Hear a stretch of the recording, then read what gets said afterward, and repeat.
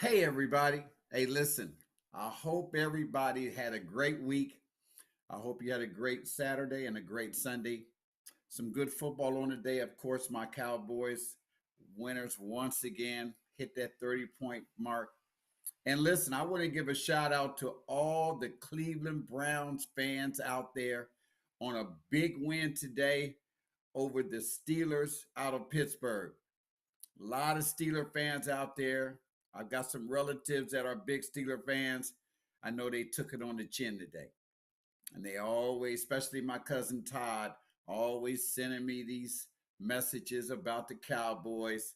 Well, today the Browns showed that they are a much better team. And just right now, the Browns, and I like the Browns, but I'm a Cowboys fan. But the Browns right now are the best team in the AFC North. Um, Tough quarterback situation. They got to figure that out. Defense, number one defense in the league. And then the Cowboys. So they just got to figure that out and then see what happens. Um, some great college basketball over the last week. I'm waiting on my co host, Jimmy Bell. I don't know where he is. He's running a little bit late, but he'll be here in a second. Um, Great college basketball over the last week. I've watched some really, really good games. Watched the Buckeyes today um, as they beat a 0-4 Western Michigan team. So it's going to be interesting to see how the Buckeyes do this season moving forward. I think they've got a lot of work to do, but I think the Buckeyes are going to be okay. Excuse me. But, it's going to be a fun season of college and high school basketball. I'm excited. It's high school basketball will be here in the next couple of weeks. Matter of fact, the day after Thanksgiving, it really starts. You have several teams that are playing foundation games, which is like a real game, but they play for a cause. Um, and I'm excited about that. So I'll be going to some games as well. I'll be going to high school games all over the state. Um, TKDS Sports will be covering all the play-by-play games. Um, Yours truly has the pleasure, along with my man Jackson, we'll be doing the big play-by-play games down in Cleveland, Columbus, and the big one down in Akron. We also may be flying to Miami to see the Boozer brothers play Huntington Prep, and Darren Peterson will be doing that game as well. Maybe going to Philadelphia to do the big one up there as well. So I'm excited about that. We'll be doing Game of the Weeks a couple of times a month. The big games here in Central Ohio, we'll be calling those games. So look for us, TKDS Sports Network, as we'll be covering the best high school basketball coverage in Central Ohio has to offer. But I'm excited about the show tonight. The show tonight has some of the top high school coaches in Central Ohio. I've got Coach Mike Bates out of Columbus Afrocentric, who has taken a program and built this program in the Columbus Public School City League.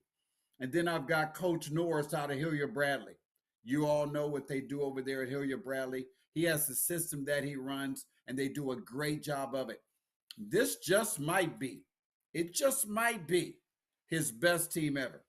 So we'll wait and see. I've got to go out and check them out. But from everything I've heard and everything I've read, and I've heard a lot and read a lot, that they're good. Zach Fleer, my good friend Zach Fleer, um, put something on today or yesterday that said with the addition of the big boy coming over from here, from Kentucky, I'm sorry, has given them a double presence, big presence in the middle. And that's all they ever really need. They've got the guards, they've got the shooters, and of course his son, you know, flat out play. But we'll talk to Coach about that. We've got Coach Trosley out of Westerville North.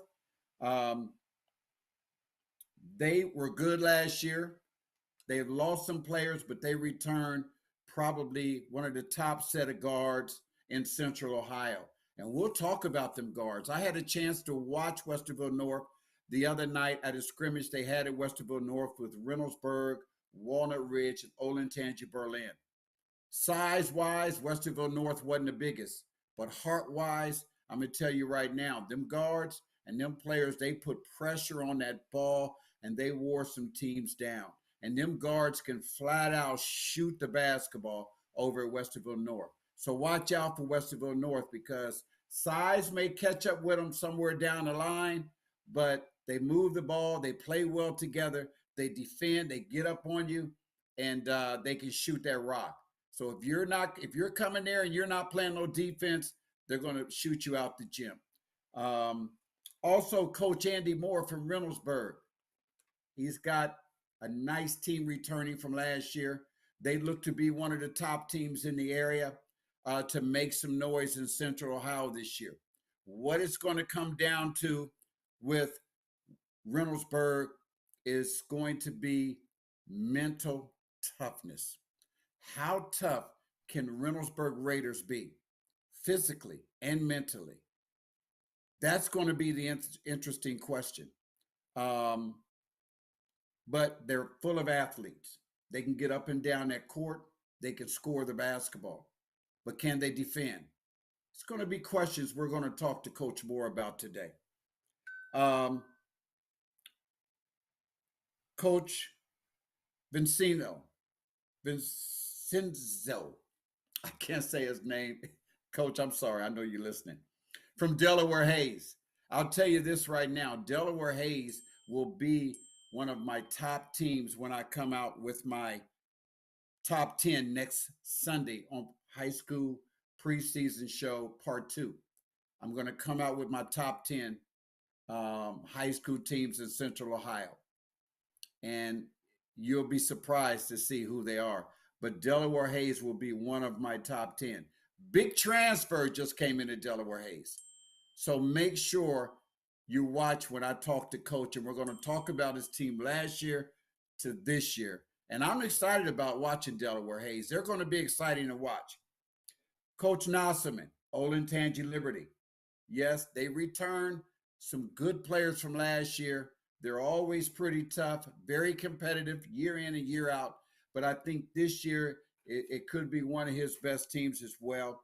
And we'll talk about his top players, talk about last year, and how good this year's team can be. So I'm excited about the show today. I'm excited about high school basketball here in Central Ohio. I'm excited about the Columbus City League. Who's it going to be in the City League North? Is it going to be Northland? Is it going to be Beechcroft? Northland with King Kendrick. Beechcroft has some players back. They're going to be competitive as well. Northland with a couple transfers in. Is it going to be Afrocentric in the South or Walnut Ridge? Hey, listen, Walnut Ridge has got a really, really good team this year. They've got one of the top freshmen in the state in Deion Johnson. And everybody knows that Walnut Ridge is going to be right there. So it's going to be a great show. And I look forward to talking to all the coaches to see what their thoughts are, to see what they think about their teams this year, to talk about the top players. You know, and I've seen a couple of scrimmages. Yesterday I went out and I went out and watched Reynoldsburg and Hartley. And I want to say this about Hartley. Hartley, what I loved about watching them yesterday, and Coach Andreas is doing a great job over there with a good coaching staff. They've got them guys playing really, really hard. They play hard. They don't stop. They continue to attack the bucket. They defend. They play hard. And I think that's going to really do them some justice this year. I think they're going to do very well. He's got a lot of kids back from last year. And I think with Coach Andreas and the coaching staff that they have, I think they're going to do a great job. So I'm excited. I am so excited. You know, when you look at teams in Pickerington, Pick Central's got they've got some good guards back from last year, some supporting cast. So it's going to be interesting to see what Pick Central does. I look for Pick Central to contend with Reynoldsburg on winning that conference. They may not win the conference, but they'll be right there. Then you've got Pick North. Coach Bates does a great job over there at Pick North. So he's in a tougher conference. Westerville Central, Gahanna, Newark. That's tough over there. And Westerville Central, you got to watch out for them with Josh Henderson, one of the top combo guards in Central Ohio, athletic freak. So it's going to be real interesting to watch. Then Worthington Christian, you've got a new coaching staff over there with Coach Aiden out of Independence, who brought over Coach Smith with him. They're going to do a great job over at Worthington Christian with Sam Johnson, one of the top players in Central Ohio. So it's going to be very interesting to see what Central Ohio has to offer. And I'm excited. I can't wait. I'll be all over the state coming to your school to see your players, to see your teams. And if you want me to come see you and you're watching, just reach out to me on Twitter. I want to come out and see you and talk about you guys on my show, because every Sunday, we will be talking high school basketball starting December 3rd. We'll be talking high school basketball. I can't wait. You've got the big All Ohio Showcase that kicks off December 2nd. That's going to be exciting. I'll go over that with you guys tonight before I leave. And then December 1st, you've got some games going on as well. Hey, if you want to know everything that's happening with high school basketball, go to 270 Hoops. Go ahead and sign up. It's only cost you a couple of dollars, but you can see everything you need to see about high school basketball. You can see schedules for every team. You can see scores. You can see what's going on for every conference in Central Ohio. They keep you up to date with everything that's going on with your team right here in Central Ohio. 270 Hoops. Hey, I'm a subscriber, and it does me well. So I'm going to take a quick break. And when I come back, I'll have one of my special guests with you. Until then, we'll be right back.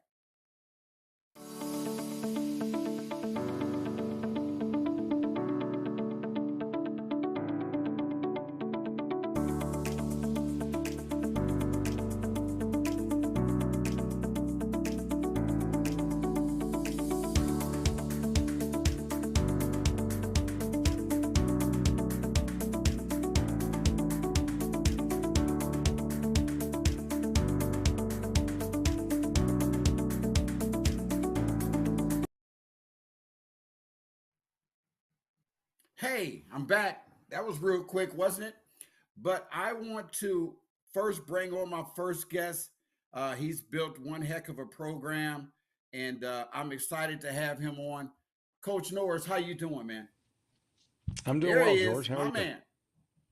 I'm doing good. Now you look like a teacher, Coach. You look like a Do teacher. I? I look intelligent with these glasses on, huh? And the other day you looked like you was a sergeant. Now you look like a teacher. Well, I think it's important to be able to fool people, on both ends of the spectrum there. Hey, I got my man Jimmy Bell. Coach, look at that hat he's got on, man. Look at that What, hat what, that what do we he's got got going on. there, Jimmy? Hey man, hey, coach, check it Wow. out, man. I missed the show the past week and a half because I was on a business trip to Puerto Rico. It was Oh, my first time, and I don't know my family's cultural lineage, ethnicity, but bro, I've chosen. I'm Puerto Rican, brother. there And, you and go. actually, I you look like like the homies too, bro. You look like you could be one of us, bro. I'm gonna get you a hat too, that. coach. I'm Sure, gonna need you to absolutely. wait on the sideline one of these games, and I can watch you guys play. Send it my Hey, way. Coach, I haven't had a chance to get out, and we're going to get right to it. I haven't had a chance to get out and see you yet, but I am real soon. Um, but I've heard nothing but good things about you. And you bringing in another guy that's going to really help you from Kentucky. Can you talk about this year's team and talk about the transfer that you had come in from Kentucky?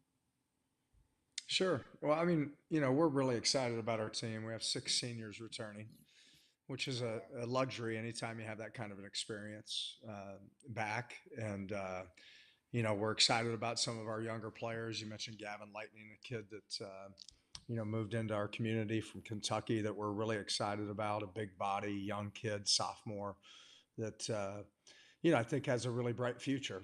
But it's so early and such a long season, and we have had a really sort of, we've had injuries, we've had pink eye, we've had COVID.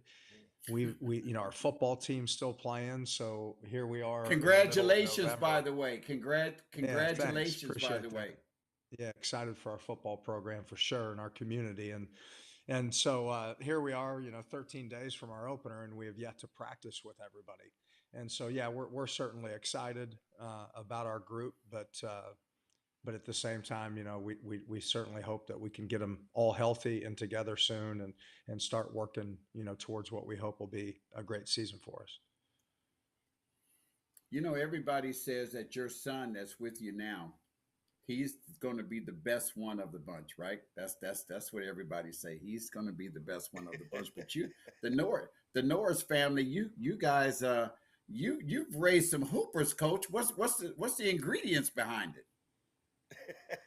Yeah, there's no, you know how it is. Like in this game, it's hard work. It starts with a passion. I always say I probably brainwashed our oldest, Braden. And boy, he took to it from a young age. And then, Keaton followed, and now Cade. We have an eighth grader, Kipton, who's Okay. kind of following his brother's footsteps as well. So there's no real magic. I mean, it's just a lot of hard work. I was the son of a high school coach, so they grew up much like I did, and so to share the experience of basketball with your sons, your family. My wife was a good player as well, and so it's just been a thrill to help build the Bradley program and have our sons to be such a big part of it. Coach, can you talk about the team this year? Maybe some of the players, what everybody can expect to see when they watch a Hilliard Bradley team, because I might as well put it out there right now.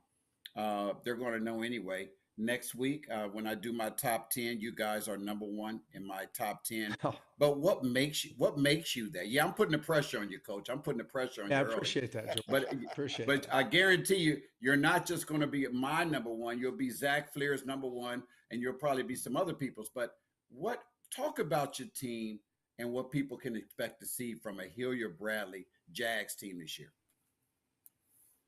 Yeah, well, again, I look at the fact that we have six seniors. I think, yeah, systematically, anytime you have that kind of experience, it allows you to advance coaching early in the season. And so I think, I'd always like to think that we're gonna play very smart, tough. Like to pride ourselves, at the defensive end of being really hard to score against, and we want to defend and rebound every night. I think, again, I think being healthy is going to be critical, but I think this team has a chance to be one of our better offensive teams, and that we're certainly excited about. But yeah, I think to go with that, the experience of last year.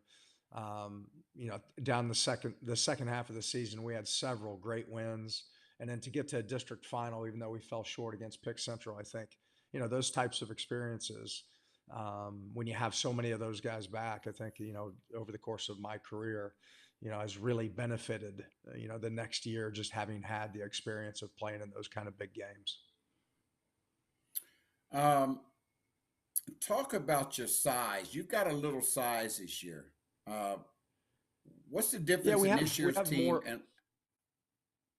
We have more size than we've had. Duncan Spalding is a senior for us that's been, a real late developer for us, a guy we're excited about. He's about 6'6". You mentioned Gavin Lightning, a kid that transferred to us.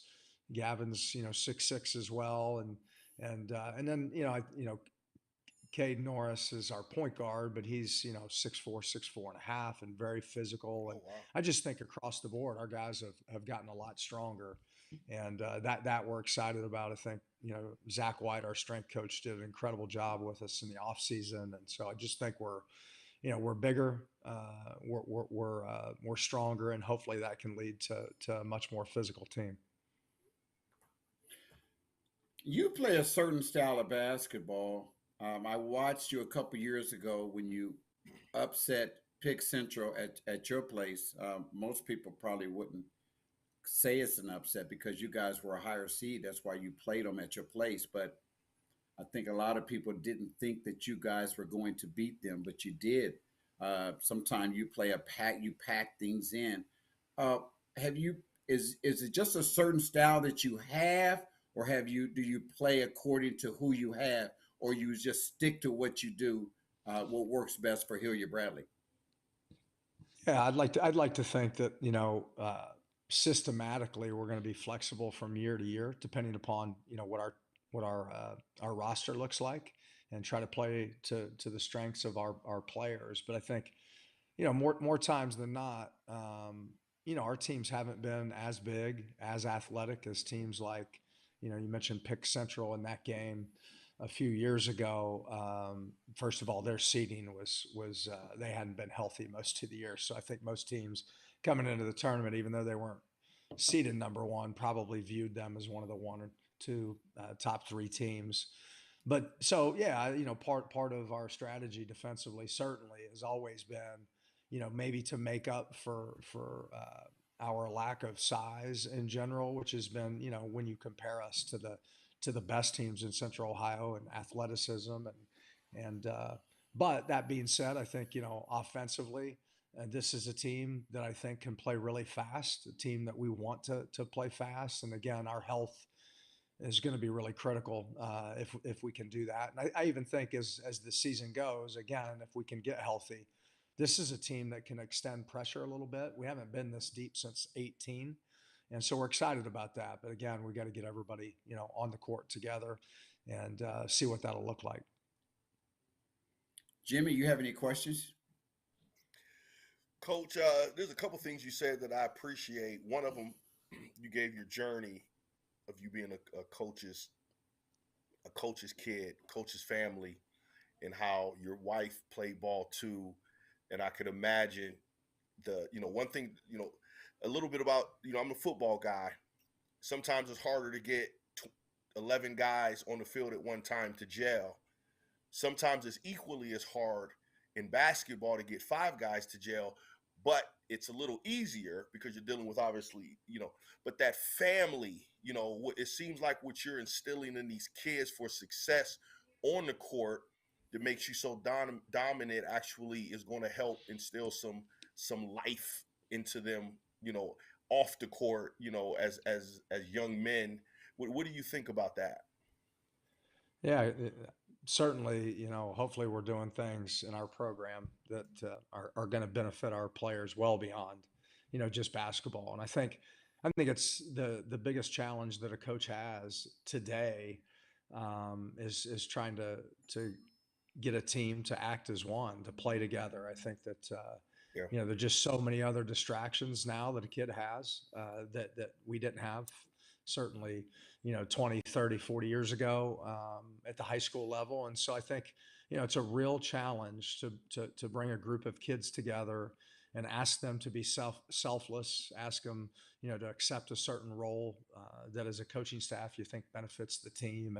And we've been incredibly lucky at Bradley in that so many of our kids have just really gravitated towards the hard work that's necessary, the sort of family-like environment, that shared investment. And I think everybody uses the term culture, but I think we've built a culture that's really really special.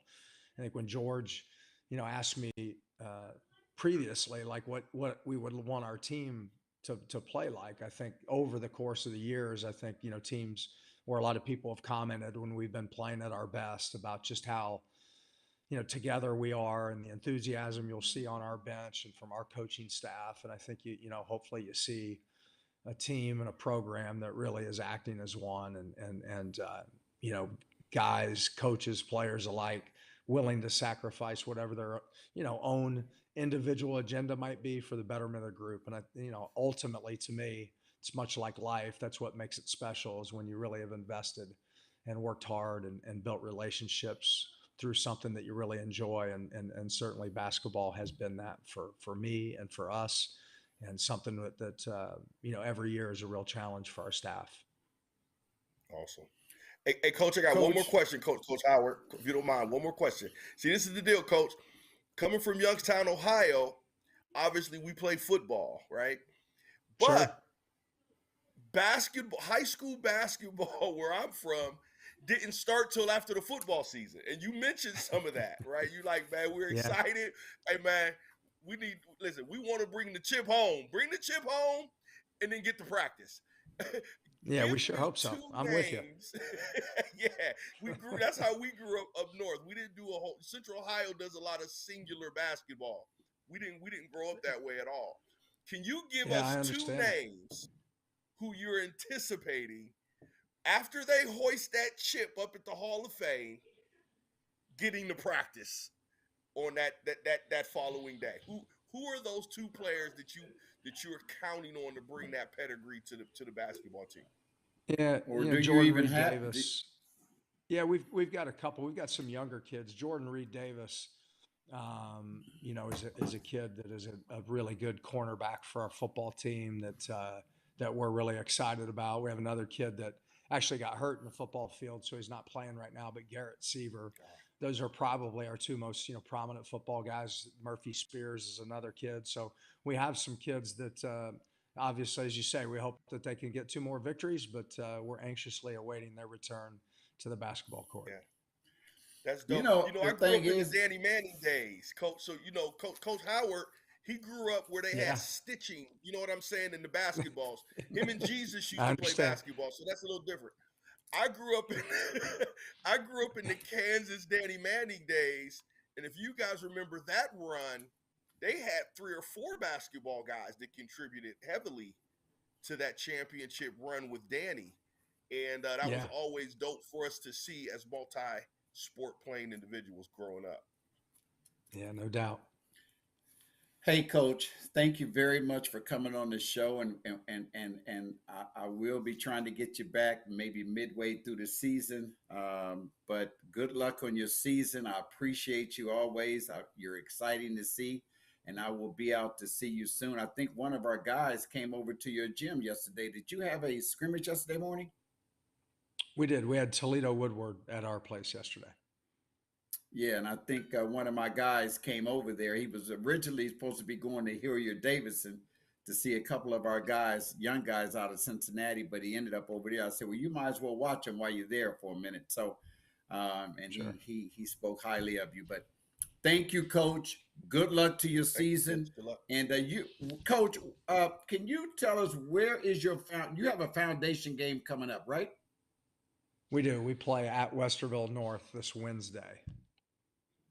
Yes, I will be there. Yes, I will be Great. there. So I'll see you Wednesday, Coach. Appreciate it. I got a George, question Jimmy, I for you, really real quick, appreciate you. because Yeah.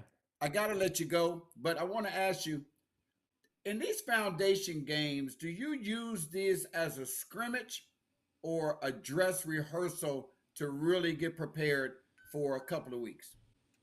Yeah, I think that's the advantage is a dress rehearsal. I mean, it's a scrimmage, but everything about it will look and feel like a game. And so we haven't participated in one in some time, but I'm really excited. Westerville North's got a really strong team, and so it'll be a good challenge that way. But I think there's no emotion quite like the first game, and to be able to get a trial run, dress rehearsal, so to speak, is something that we're really looking forward to.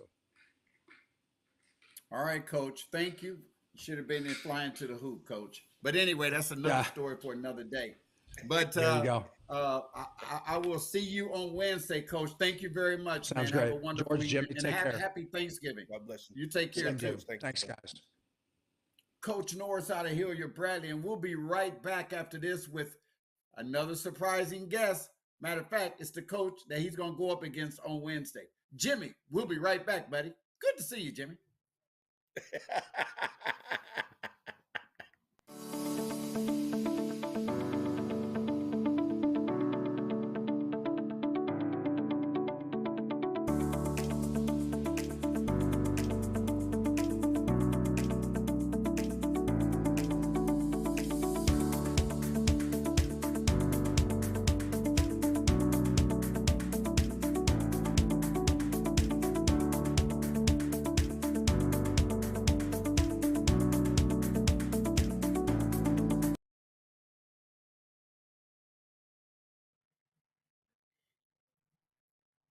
Well, we're back. Jimmy, where you been, man? Where were Coach, you? man, I feel like an absent adopted redhead, even though I'm bald, maybe red beard stepchild.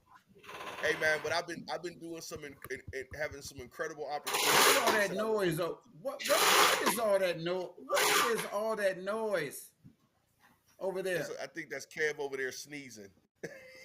He's Come sneezing on, like an Kev. ox. Come on, Kevin. Can you put it on mute, man? Come on, man. Honestly, you sound like a dog over there. He said that's not him. Well, who is it? It ain't me. Yes, him. Well, Kevin, it's Unless it's somebody. You coach. need to find Unless it's coach. Kevin. Kevin, you're the director. You need to find out where all this noise is coming. A garage door is closing now. Kevin, where's the noise coming from? You're supposed to be the director, man. Come on now.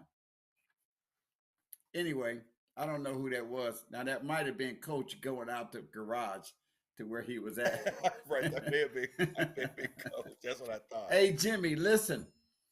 I know you're a big time football guy. Okay. I know that all this, you're like a virgin. Okay. All this is kind of new to you. You see, I had to go back to the archives and bring football into it, brother. All this, I got to figure it out. But let me tell you, this is dope. This is why this is dope, bro.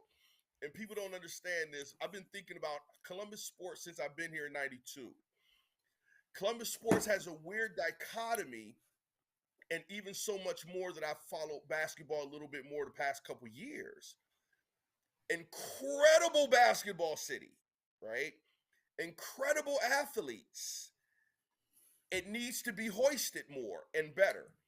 You see what I'm saying? I don't think I don't even think the community understands how dynamic it is to get out and watch high school basketball in Central Ohio. You literally have guys that you'll be seeing across the country. Now, part of that is due to you. Hey, we got to go. Yes. Let's do it. I'm sorry. I love you, man. Coach is on. No, let's go. Coach, how you doing, man? Well, that's not Coach. So I don't know what Kevin's doing over there. But it's not even supposed to be Coach Andy Moore. There we go. There he is. Coach, how you doing, Coach Howard, Mr. Bell? How are you? I'm moving around the house here, trying to find a place with the proper lighting. We know. Here I am. We know who it there was. You go, now. big dog. Now we see the beard and the hair. Now the sleepy hair today, baby. Now we know who had the dog and who was closing the garage. It was Coach. We heard that. Might have been me. Might have been. He said might have been. Hey, Coach, I just got done talking to Coach Norris, and you guys are taking them on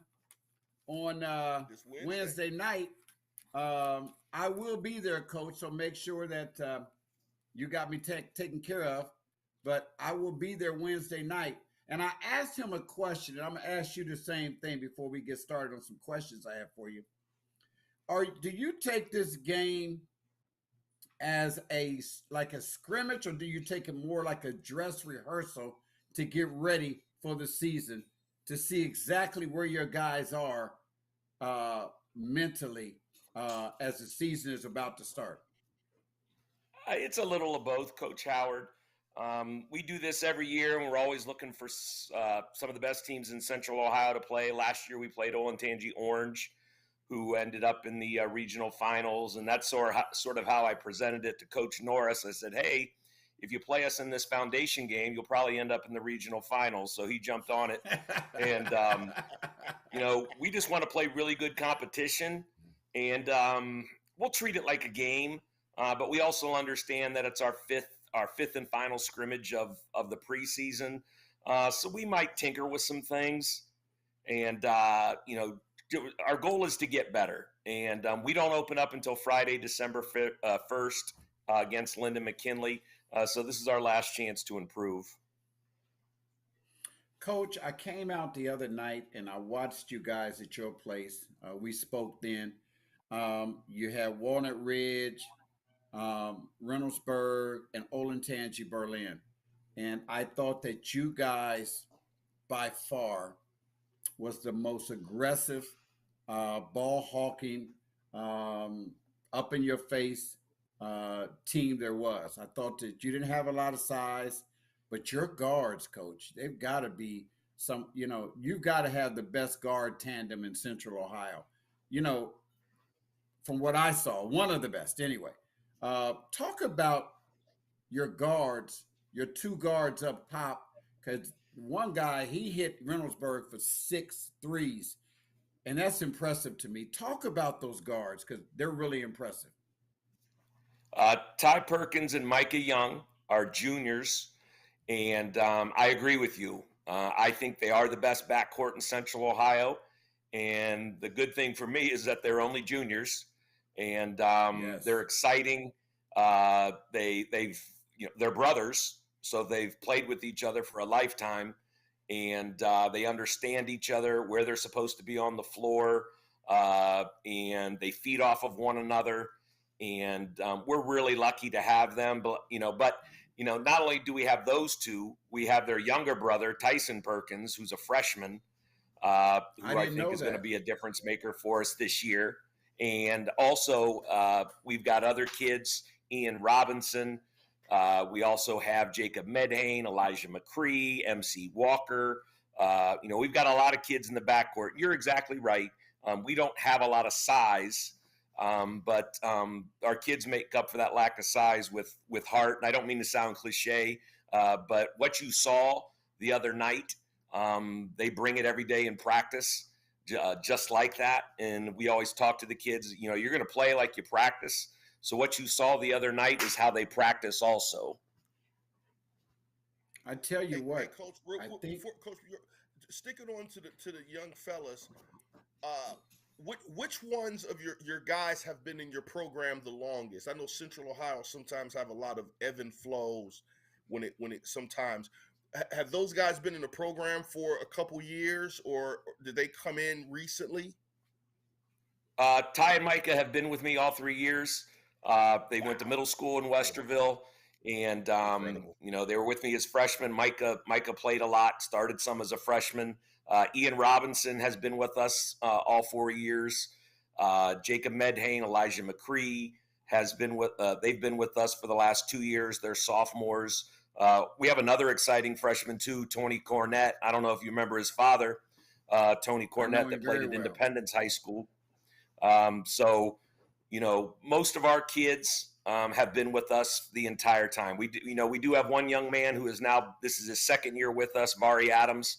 His first 2 years, he was at Walnut Ridge, and he's with us now also. And he's doing a great job. And he's got a buddy down low, a kid named Nolan Fedak, who's another kid who's been with us for 3 years, and he's a junior. That's You know, incredible. I tell you, the one thing I will say is that the Perkins boys, T. Perkins, their dad, um, he instills a lot of that toughness in them, and has since they were younger. So I want to give him a shout out because he does a great job with them boys, and that's probably where they are today. But when you talk about your freshman, I didn't know he had a younger son playing there. And then you talk about Cornett. Can both of those young freshmen come in and give you good minutes this year? I think they can. Tyson causes a lot of havoc on the defensive end. When you talk about turning people over, that's what he does. He's really good defensively. He might be the best on-ball defender we have. And then Tony Cornett can really shoot it. He can stretch the floor. We've got kids who can get it to the basket, and if you help off of Tony, he's going to knock down a three. So uh, we have two seniors, and they're great leaders. And then the rest of our kids are underclassmen. We have 4 juniors, 3 sophomores, and 2 freshmen. So I'm excited for this year, but I'm also excited for the future. For the future. Coach, talk about your non-conference schedule. What type of non-conference schedule have you made, and do you make it to where it prepares you for March, for February? Definitely, Coach Howard. When we've we're challenging ourselves this year. And I talked to you the other night when you were at our scrimmage. Our scrimmage schedule. We had Reynoldsburg, we had Walnut Ridge, we had Olentangy Berlin. Just this past weekend, we went to Richmond Heights and Cleveland St. Ignatius. And then as we head into the season, I think our league is pretty good. Delaware, we have to play Delaware twice, Westerville South twice. Big Walnut, I think, is going to be good this year. Them twice. Our non-league includes. Hold on. Hold on, Coach. This past weekend, you went down to Cleveland and played the two of the three top teams in Cleveland. Yes, we were at Richmond Heights on Friday night and Cleveland St. Ignatius Saturday morning. So Jimmy, I'm going to tell you about these two teams real quick. Richmond Heights is the number one team in the state, regardless of class. They're a Division IV program. We talked about that a couple weeks ago, yeah. But they are the number one team in the state. And St. Ignatius is one of the top programs in the state. One of the Joyce sons is a head coach over there, and he does a great job with those guys down there. How can you talk about what kind of learning experience this was for you to take your boys down there and go against that type of competition? I think it's priceless. The bonding that we did when we were there for less than 24 hours. But I think it was priceless for us in terms of the team bonding. And I'll tell you what, Coach Howard and Mr. Bell, the scrimmages were played at tournament pace. It is November, but we were playing at a March speed against those schools. We had no choice but to play really fast and with great intensity because those two teams bring it. So our kids were forced to play at a speed, and it was a lot like, I thought the Reynoldsburg scrimmage, the two quarters that you saw, Coach Howard, were played at an incredible speed for scrimmage basketball. The height and the length that we saw and the skill that we saw, on Friday night, it was TJ Crumble and Dorian Jones. Saturday morning with St. Ignatius, and also Warrensville Heights was there with Coach Johnson, Demetrius. Got to talk to him a little bit, all weekend long we were playing really good talent.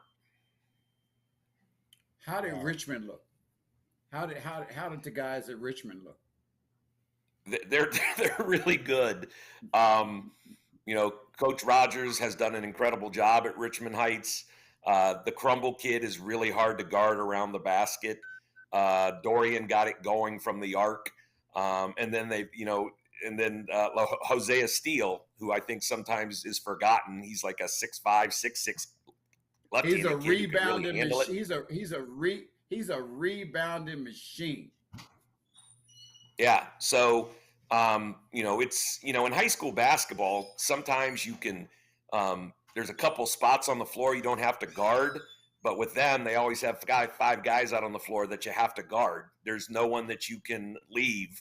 And so, that's what we were dealing with all weekend because St. Ignatius was the same way. St. Ignatius is huge. I mean, their front line was like 6'9", 6'8", 6'7". Oh, jeez. The rest of college. That's JV college. Yeah, no, it's impressive. And they have good guards too. And Cam's doing an awesome job up there. And so it was a good weekend. What did your guys, and I know you talked about this probably, if you haven't talked about it yet, you will tomorrow. What do you think your guys learned from this weekend? Did they learn that, going down, you played two different type of teams though, because they're both different. They're kind of different in a way. What do you think that your guys learned from playing against those top teams? I think we left Cleveland with a lot of confidence.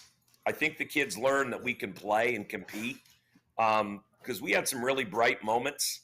We lost some quarters, but we also won plenty of quarters. And all the kids that I've mentioned tonight, they had moments, and I think they understand and realize, that hey, we can play at this level. We can play and compete at this level. And so, I think we left Cleveland with a lot of confidence.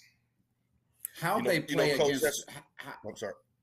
No, I was just going to ask Go. Jimmy about how did they handle the size at St. Ignatius? We tried to play really fast, like you saw us, last Monday night against Reynoldsburg. We think we are the fastest team in Central Ohio, the quickest team in Central Ohio, and so we try to hit on that for 32 minutes. They hurt us on the glass, no doubt about that. They got some second chance points. The kids competed on the glass. They competed on the boards. And when you asked, like, what's one of the things that we learned, we're going to have to rebound better to play the best teams in Central Ohio, to compete with a Reynoldsburg, to compete with a Delaware, to compete with a Hilliard Bradley, and Olentangy Liberty, a Westerville South. We have to be better on both ends when it comes to rebounding. That's good. But Coach, you like, I'm being all deep. I'm the football guy, but that's what those experiences do. It shows the guys the potential. That's why, people talk about AAU years ago, but I love AAU because it gives people the opportunity. I'm gonna be really goofy, but it's a true story. You guys remember Rocky 2, right? At the beginning of Rocky 2, you remember Apollo is irritated, right? He's like, "You gonna give me a rematch?" And Rocky like, "Homie, I'm retired. You tripping? I'm out, right?" Here we go. No, but check it out. But Rocky still didn't believe that he was that guy. But if you remember later in that scene, Rocky opened that door and he said, "Apollo, did you give me your best?" And Apollo was honest and said, "Yes." And there hence became the legend of Rocky. Sometimes other people have to give you those experiences so you can grab hold and see the possibilities of what you can do, as opposed to, you know what I'm saying? So that experience that you allowed those fellas to have could end up being extremely priceless for the rest of for your basketball season. And that's why we scheduled it. I mean, we purposely, intentionally, created a scrimmage schedule that we thought was going to be challenging. And I know Coach Howard asked about our regular season schedule. We also play Akron Buchtel this year. We play Kettering Alder this year. We're going up to Akron St. Vincent St. Mary and playing them. We're playing Afrocentric. So our non-league schedule, Olentangy Orange. Our non-league schedule is very good also. Awesome. Coach, one of the things that I've said about you guys, and I said it tonight on the show to start the show, next week I come out with my top 10. You guys are in my top 10, really high, matter of fact. But what I did say, Coach, was that I think at some point in time, I think size might creep up to you at some point in time with some teams. That would be the only concern I would have about Westerville North. Nothing else except for that. If you can get the guys that you have to rebound the basketball, I think you could end up in the regional semis. But I think that's your biggest dilemma, and I think you know that already. But because there's no teams that can run with you. Do you agree with me on that? Yeah, I've said all along, and when we try to convince our kids that we are the fastest team in Central Ohio, the quickest team in Central Ohio, and that's how we need to play. And it's funny that you mentioned our size and our rebounding. I just got done putting the practice plans together for the week, and each day I'm emphasizing, our staff is emphasizing rebounding and defending the post and what we need to do, because we know we're going to run into that. Wednesday night, I think Hilliard Bradley has a couple of post players. I know they have Gavin Lightning, the young man that's I think he's a sophomore year at Bradley. And then maybe an older kid, last name Spalding, a 6'5", 6'6" kid. So, we're going to work in practice for 2 days, and then we're going to see if we can defend it Wednesday night. I thought we did a good job on Friday night with TJ Crumble. He got some buckets around the basket, but I thought Vari Adams and Nolan Fedak really competed. And our little guys understand that they have to help defend the post. They understand that they have to pressure the passers. They understand that they have to help in the post and double the post. So we're looking forward to that. And I just want to ask Mr. Bell, our entire football staff is ex-Ohio State guys. So when are you going to come down to Westerville North and coach football with Coach Jackson? Ronald plays for us. Ronald. Yeah. Hey, know, we just had Coach Jackson on the show. He's a good friend of ours, especially him. A couple weeks ago, yeah. So, Coach, I was actually that was an incredible assist guy. I know back in your day, you probably had some sexy assists popping off. But I was going to ask you that Coach Jackson, who you can tell him that I know he thinks he can ball, but he's never beaten me, right? Just let the quarterback know that he's never beaten the defensive lineman, okay? But are you anticipating a couple of the football fellas to come over and help with your program this year? Yeah, we had a really successful football season this year with Coach Jackson. He's done an incredible job with our football program. We won 9 games this year for the first time since the 90s. Incredible. Won a playoff game for the first time since 1988. And he's got the school and the community really excited. Ronald's an important piece of our basketball program. He's going to be a difference maker for us this year, Ronald Jackson. And Ronald, Vari Adams, and MC Walker were 3 really important pieces to our football program, and they play basketball for us. So, they're a little bit behind in terms of practice time. I think we've had 10 practices this year, and they've participated in like 5 or 6 of them. And so they're going to get in shape, and they're going to make a difference for us. That's incredible. Hey, Coach, thank you very much for coming on the show. I appreciate you taking the time out your busy schedule to give us a few minutes. I want you to know that I'm going to bring Jimmy with me to a game of yours because I'm breaking him in real easy. You know what I mean?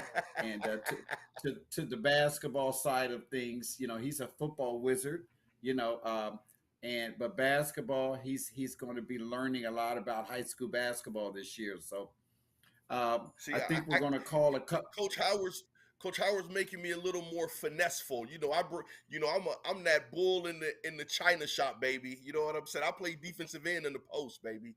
You know what I'm saying? Coach tried to make me a stretch 4. No, you ain't. You far from a stretch 4. You going up under that bucket and plant your big self right up under there. Right. I'm begging. But Coach, I'm breaking something. I'm breaking something, buddy. Coach, we are planning to call a couple of your games this year, and I look forward to doing that with you. I've known you have been there. Tell everybody now, Jimmy, watch this. How long have you been at Westerville North basketball? This is year 35. So it's been a while.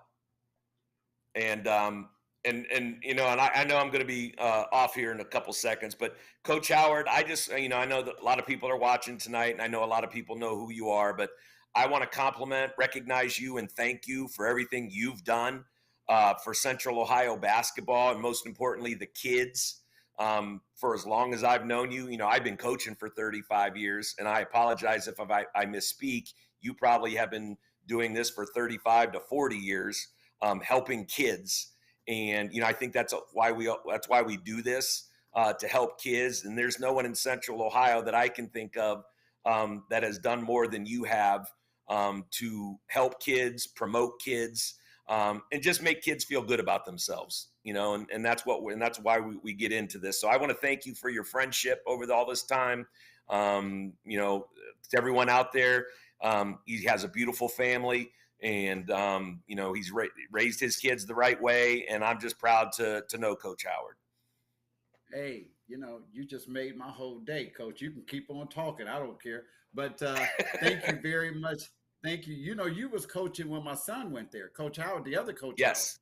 Devin. Yep. Yeah, you were there when he was there, and also my other son, but my two other sons were there. Yeah, and Yes. you've been there a long time. You were an assistant at that time. Yes.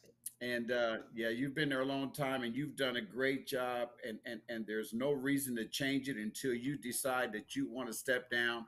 You'll be there, keep doing what you're doing. But I do what I do, not for man, Coach, but because this is what God asked me to do, and I believe that's the same for you, because the Lord has you to do what you do. And I appreciate you. Thank you very much. And I will look forward to seeing you Wednesday night. I will be there for sure. The night before Thanksgiving, my wife's going to have to let me leave for a couple of hours so I can come up there and see that game. Thank you so much, Coach, for taking time out your busy schedule. Yeah, 6:00 start, Westerville North High School, Hilliard Bradley, Westerville North Foundation game. I'll take care of you, Coach Howard. Listen, everybody out there watching, Wednesday night, you want to go see this game at Westerville North, Hilliard Bradley, Westerville North. Two of my top teams in my top 10 next week will be at Westerville North at 6:00. It's only for a couple hours. Get on out and let's start this high school basketball off right. Thank you, Coach. Talk to you soon. Thank you. My man. Hey, listen, I love Coach. He's a great guy, does a great job. Jimmy, well, I don't know what happened to Jimmy Bell. Maybe he's got to get some new updated stuff. I don't know if he's on his laptop or he's on that iPhone 6 that he's got. I'm just not sure. But we're going to take a little minute break, 60-second break, and we'll be right back.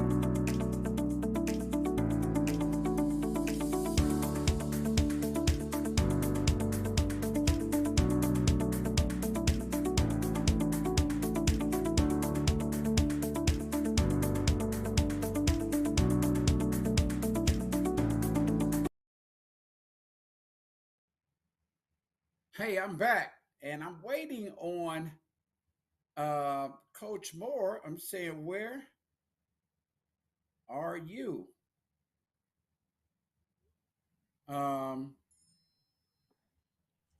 There he is, right there. I was just texting you saying, where are you?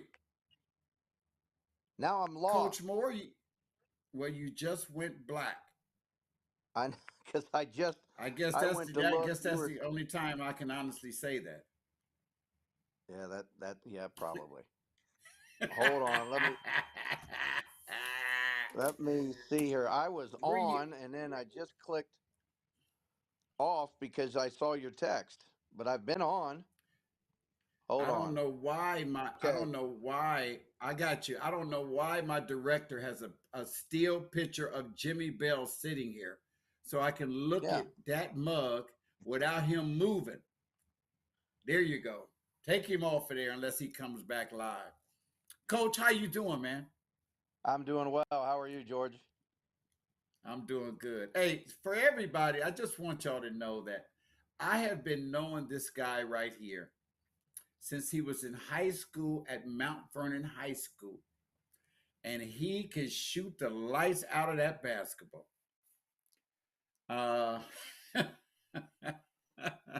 He can stroke that basketball. And he was playing in the Worthington Summer League.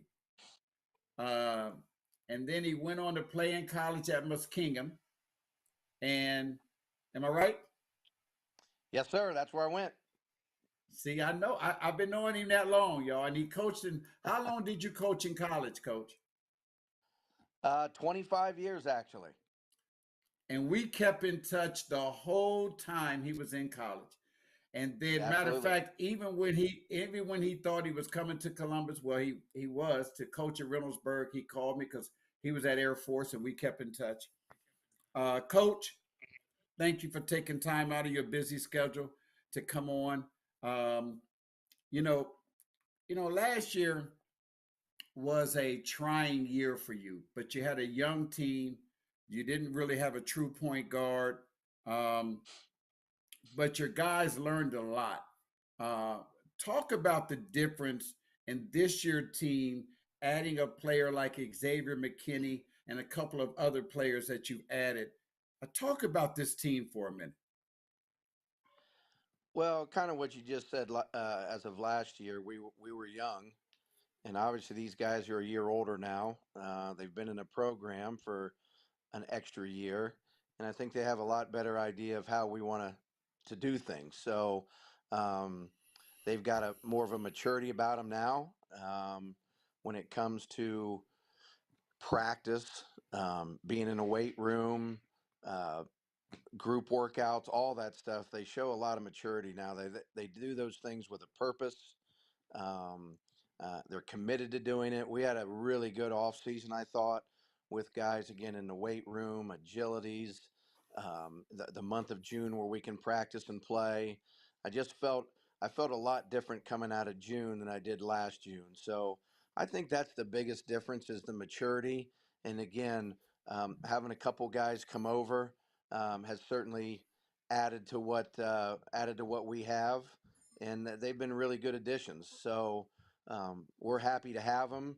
But one of the things that I like is, you know, a majority of our roster with the older kids now, they've been in Reynoldsburg since, excuse me, since elementary school, and they've known each other. They've grown up with each other, and they're close, not only on the basketball court but off. And I think that's important to have. Um, I think that can contribute to your team success when they know each other well off the court and they hang out and they spend time with each other, not just guys that come to practice for 2 hours every day or playing a game for 2 hours a night, where they really get to know each other off the court. I think is important as well. Coach, you got a bigger um, bullseye on your back this year. Everybody's talking about Reynoldsburg. You've got some talent over there, and people are picking you guys as one of the top teams that should be making it to the regional semis. But of course, you have to play the game. Um, Tell everybody what they can look for in a Reynoldsburg team this year? Your style of play. What can people expect to see with the Reynoldsburg basketball team? Not a lot different really than what they've seen the last 3 years. Um, we're going to want to play fast, really at both ends. We want to push the ball at people and put pressure on their defense. Um, we'll take some quick shots. We might have to live with a couple bad ones every now and then, but we want to get the ball up the floor and score early if we can. Defensively, we're going to press, whether it's man to man or zone, and in the half court we want to be aggressive. We're going to try and pressure the ball and trap ball screens and deny one pass away. So as far as if anybody's seen us the last 3 years, really no change that way.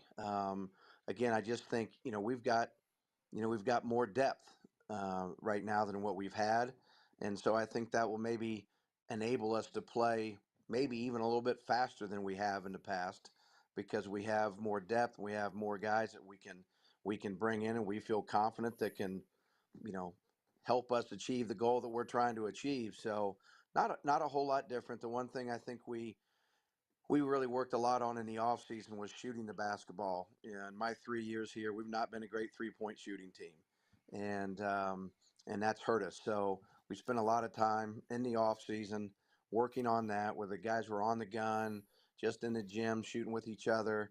And I think you'll see. I hope you'll see that we're a much better perimeter shooting team than we've been in the past. You know, hey, my co-host is back. Hey, how you doing, Mr. Ah, Bell? Coach I'm Moore, how glad you you left. doing, sir? I apologize, man. I'm not as I didn't Hey, old want as to get Coach so off while I so was Howard. here too. I'm not as so old as Coach Howard, but I'm still not a technology guy. You know, so he's used to using carrier pigeons. You know what I'm saying? hey, So am I. listen. So listen, I am old. Matter of fact, tomorrow is my birthday, and Yeah, I knew that. I will, George, you're the I 20th, will. buddy. November 20th, Yes, sir. Yes, bro. You sir. know we share And birthdays. Did you know that, is your birth? Is your no wonder we love each other so much, man. Bruh, come You on, know. man. No, tomorrow's not your birthday for real.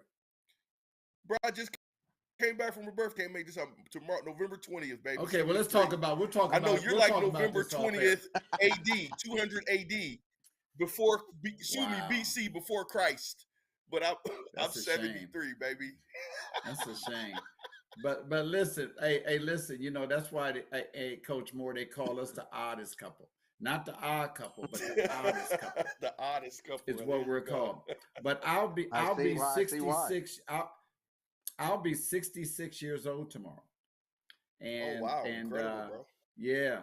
So I have to continue to do what you don't do, stay in the gym. Well, both of y'all. But anyway, so I do got to get my turn back. I got something. but listen, I can't even Coach rebuttal. Moore, I watched you guys the other night, last Monday, at Westerville North, and I have to honestly say, Coach, that I didn't think it was a good showing, and that's okay because it's just scrimmages.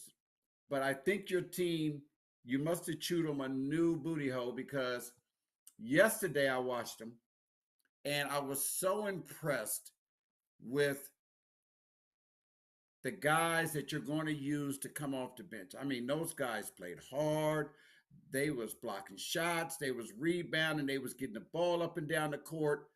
I I was really impressed with those guys because you're going to need those guys. What if Yep. what what can you just talk about maybe how the conversation kind of went after last Monday? Because I saw a different team yesterday. Yeah, we And just I know talked to our guys you. I about. know you. I politely and calmly said that Right. we need to compete at a higher level more consistently, and play harder, play for each other, be unselfish with the ball. And I think they did that. I think at times, we are. I mean, we are talented. There's no doubt about it. But a lot of it's going to come down to how hard we compete on a nightly basis. Because you know what, we were talented last year, and we finished 12-12. So, I think our guys are they buy into that a lot more now. But we still have some times where we have a little bit of slippage, and there were times on Monday night that we did. Although um, I think we maybe played a little better than what you were saying. That's fine. I mean, we won a quarter against North. We lost a quarter. We won a quarter against Ridge. You lost a quarter, and we beat Berlin twice. Not that that matters, but I do think we did some really good things.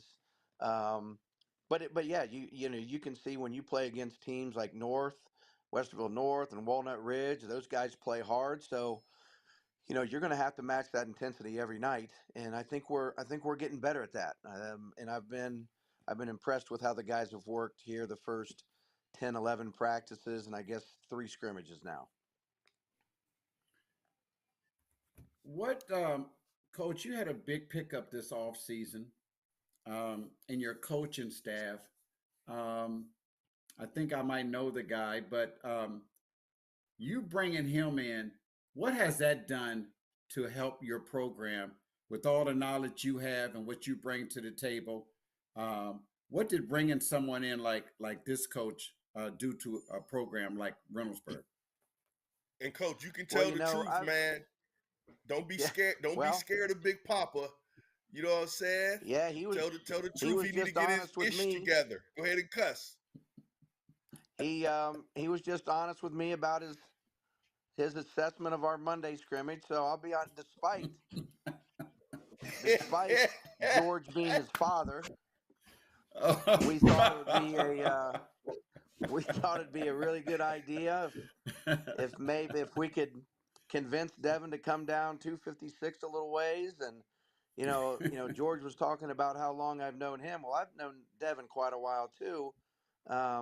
Coming back and recruiting in this area wherever I did coach in college, and you get a chance to watch the people that you play consistently, which Pick Central was one of those teams, and they're our rival, and you get to see how people do things and how they work, and I was just really impressed with what I saw, and he's come down here and been better than I could have expected. He's a not only is he a really good coach, he's a really really good communicator with the guys. I think the guys, in fact, I know the guys trust him and trust him to probably talk to him about maybe some things they don't want to talk to the head coach about. And I understand that. So, I think it gives them an outlet where at times they can complain about me to him, and I told him I don't mind if they do that. But he does a lot of he's a really good coach on the floor. He's a really good communicator with the guys.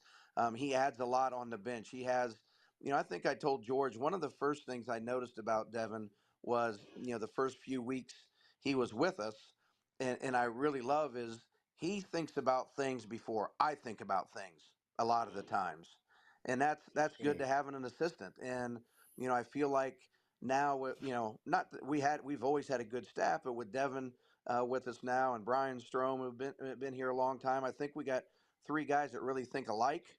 We all have different opinions at times, and maybe different things are different ways we do things. But adding Devin into that mix has been, I mean, it's been huge for us. That's awesome. Thank you, Coach. I'm not going to, talk about everything I've taught him, but I just say thank you very much. But so, so, so, I'm glad. I will say that I'm glad that he's up under someone like you because that was my biggest recommendation because of the respect that I have for your knowledge of the game. Um, Coach, I want to thank you for coming on, but I want, before we leave, talk about something that I want a lot of people to know. You have probably the toughest non-conference schedule than anyone in the state. Now, Richmond has a tough non-conference schedule as well. But other than Richmond, what made you decide to put a non-conference schedule like this together? And we've got about 5 minutes. Not Okay. only I think because of their abilities and their talent level, but the type of kids they are. They're high character kids. I think they compete.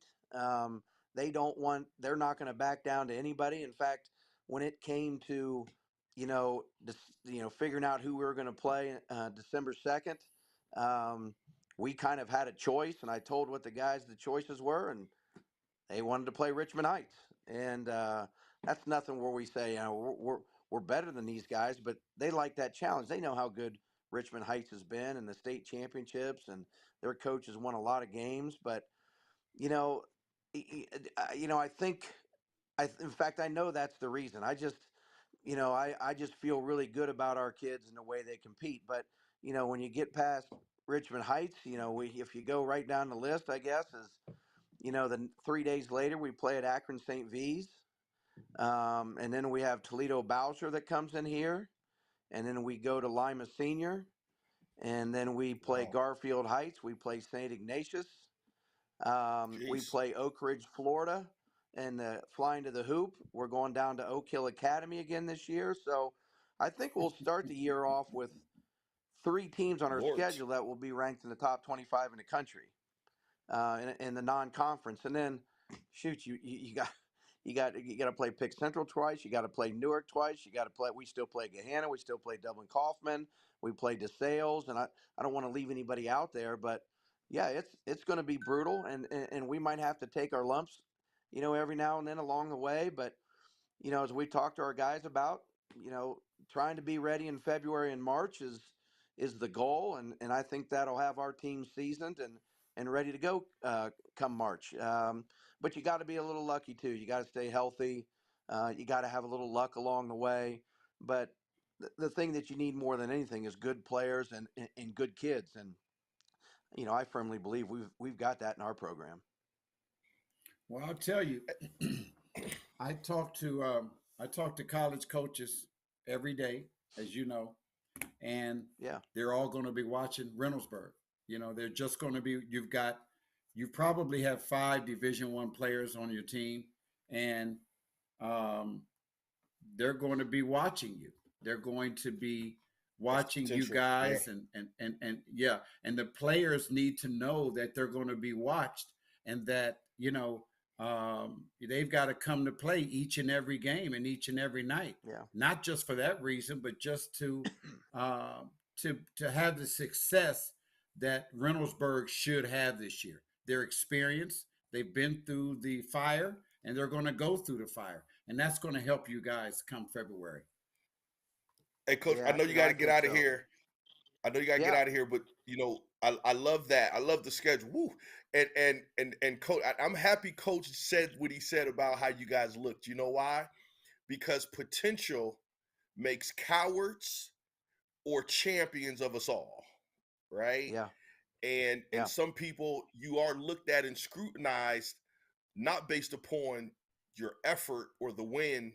It's on the potential that you bring. The tough part about which I just heard that doggone schedule. I ain't even a basketball guy, and I'm sitting here cringing, right? Right. The wins ain't going to be the issue. What's going to be your message to the fellas and the team and the community when you guys do take some lumps when it comes to continuously progressing in the journey of maximizing your potential?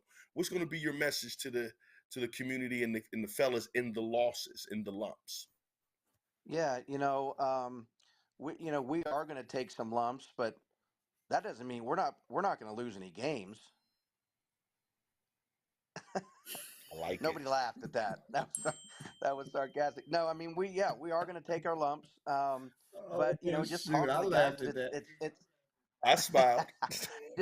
that it's part of the process. I mean, how hard is it to go 26, 27, 28? No, and I Right. think, just talking to our guys, or what I tell the guys, or what I tell anybody outside the program is, the adversity you go through, is going to make you, if you use it the right way, the adversity that you go through is going to make you better at the end.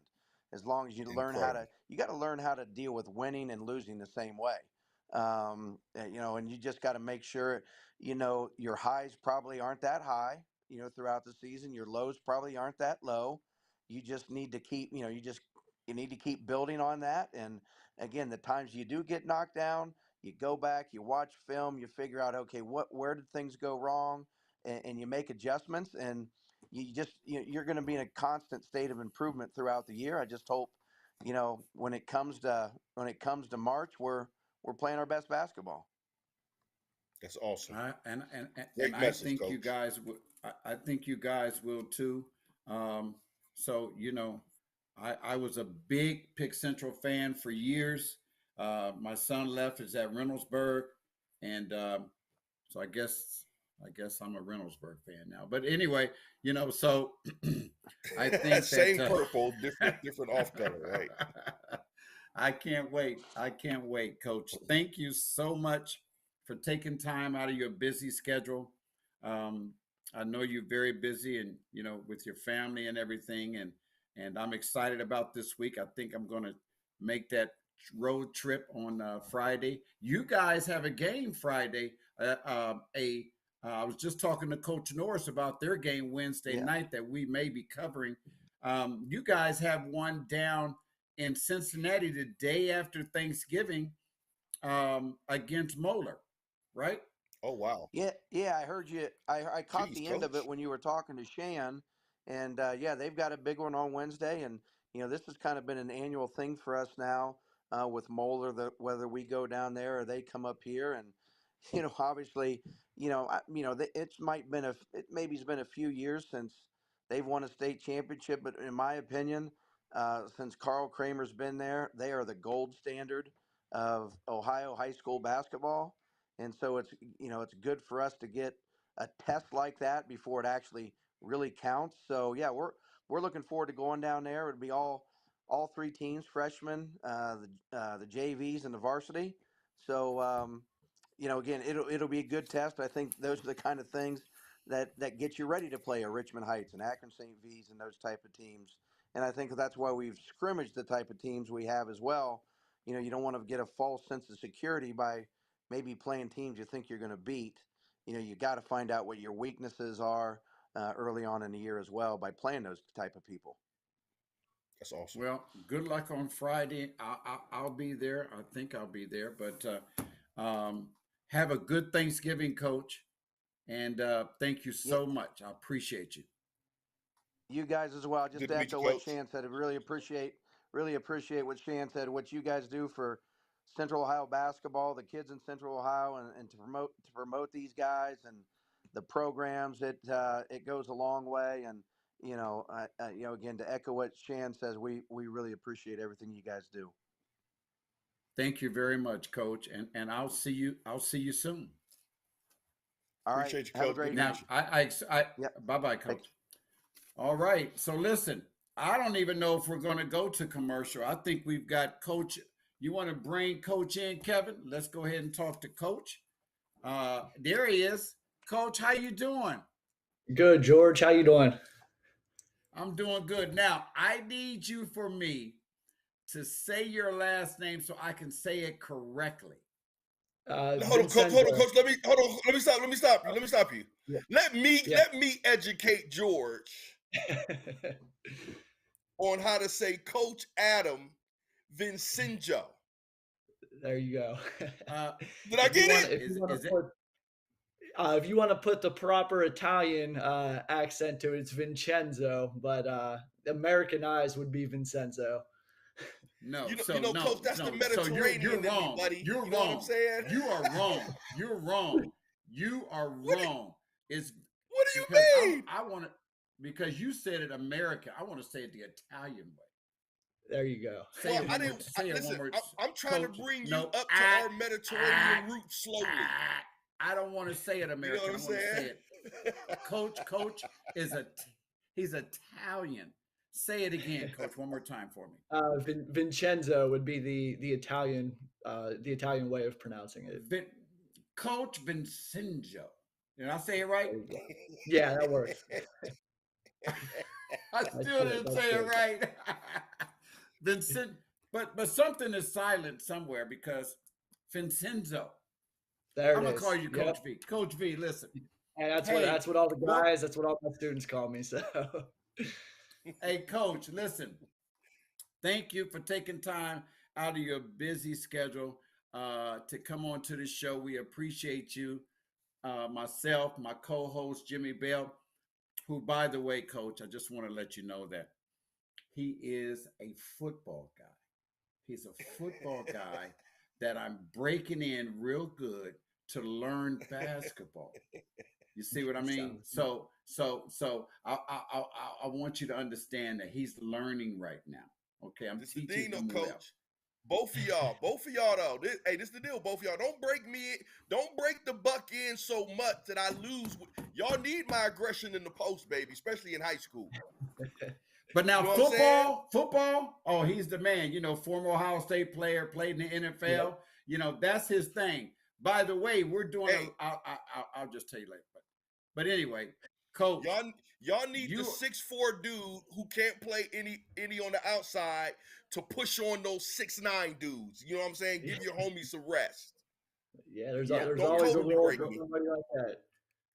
Yeah, absolutely. He'll definitely bring you in. Yeah, he can give you about a good 60 seconds. That's probably what you're good for, getting up and down that court. Hey, it's different. But Coach, listen, Coach, we're crazy. That's why they call us the oddest couple. They call us the oddest couple. But Coach, Hey, great job you're doing over at Delaware Hayes. You're building something special over there. And last year, you guys were really good. This year, I've got you guys in my top 5 this year. I'm coming out with my top 10 next week. Oh wow. But you guys are really good with you got a really probably one of the biggest additions than anybody. Talk about that and talk about your team this year compared to the team last year. Yeah, we bring a lot back from a team that won 20 games last year. So going into this year, internally our expectations were very high. And we add a piece here about a month ago from Landon Vanderwalker, who's a nice piece to add to what we've already had built and established. So Yeah, you better believe our you better anticipation was believe that. very high, but we're obviously that just adds to it just a little bit more. So.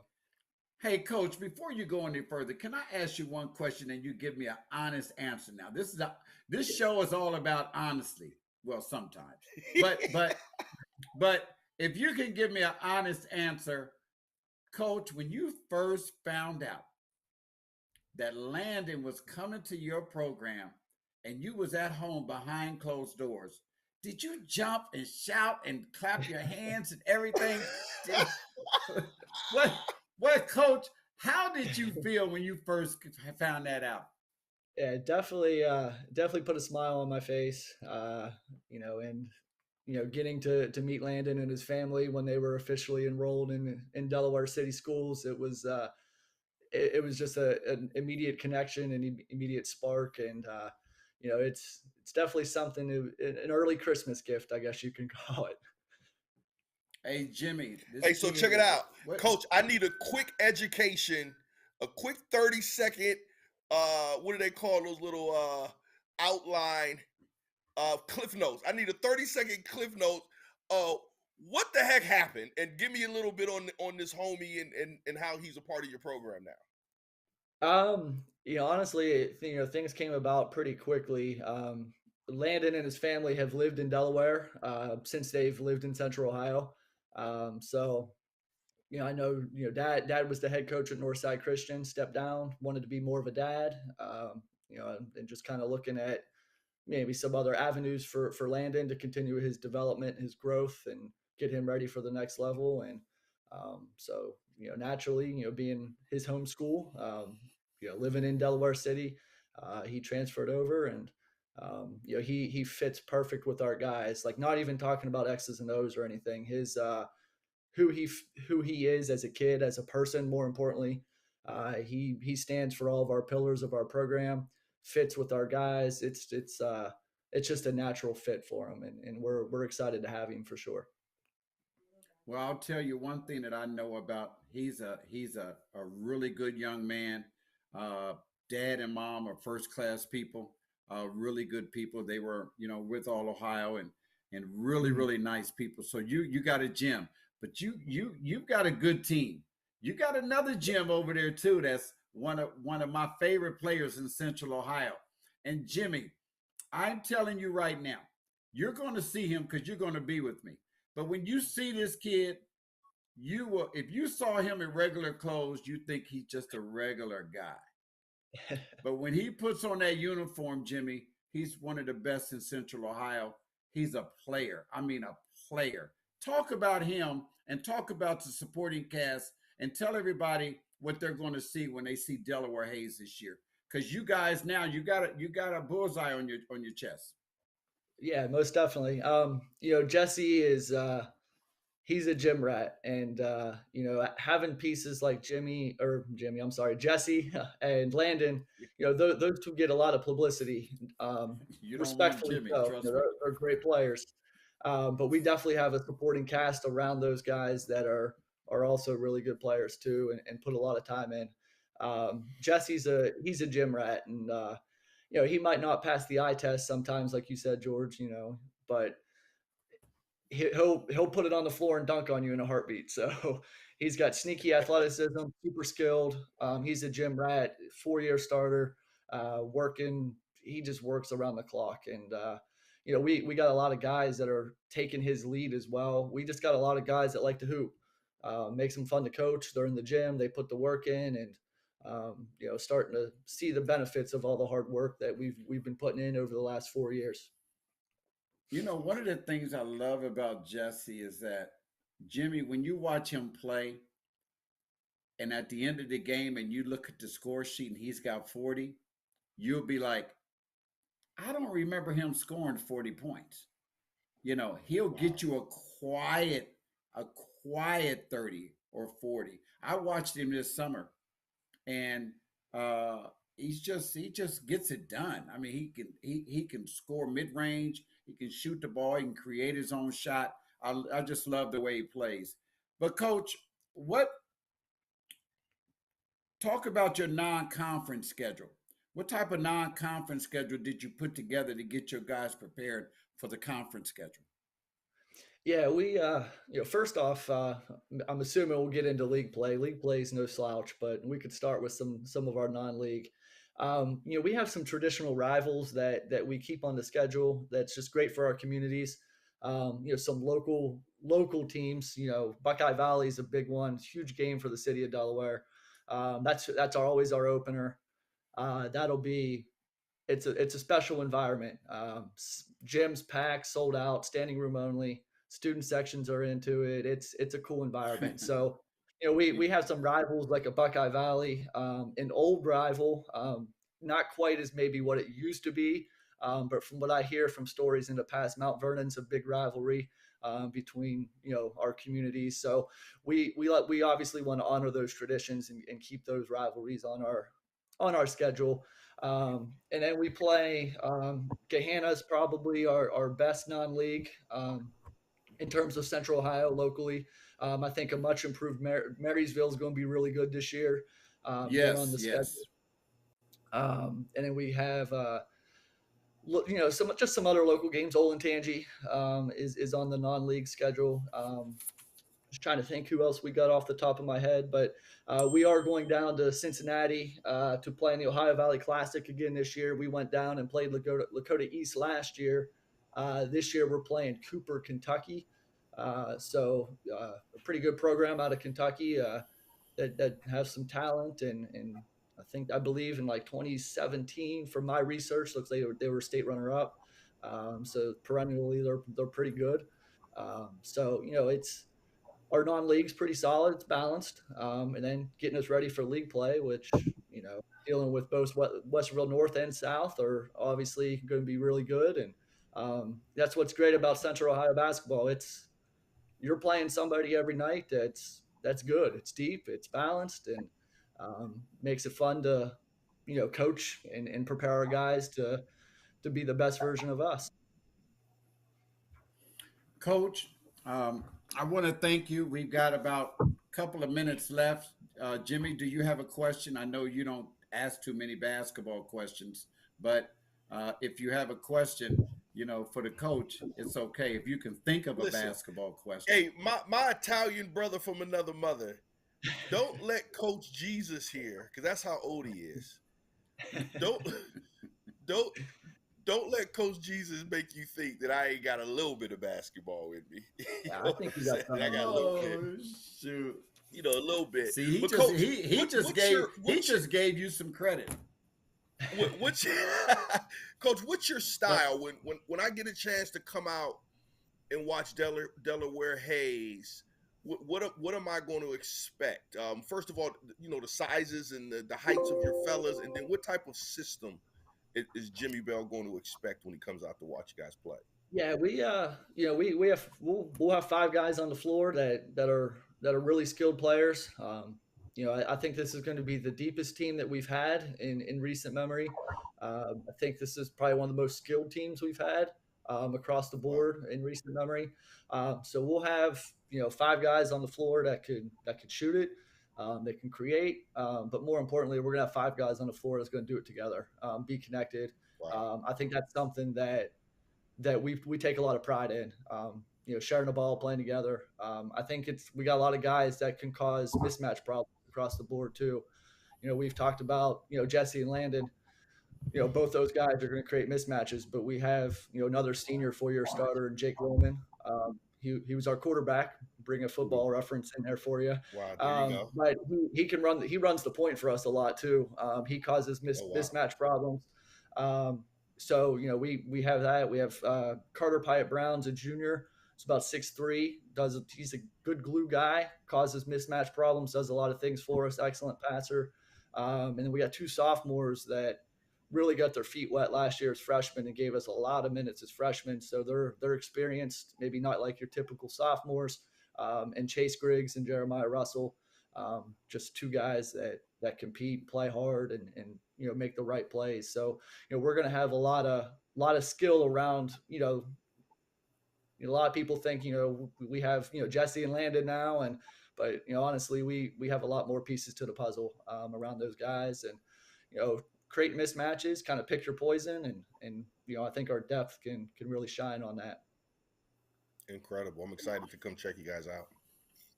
Coach, thank you very much. I appreciate you taking time out of your busy schedule to come on, and we'll get you back on in the mid-season show to talk about how your season is going. Hope you have a great Thanksgiving, and you will see me soon, because I will be out to see you guys early.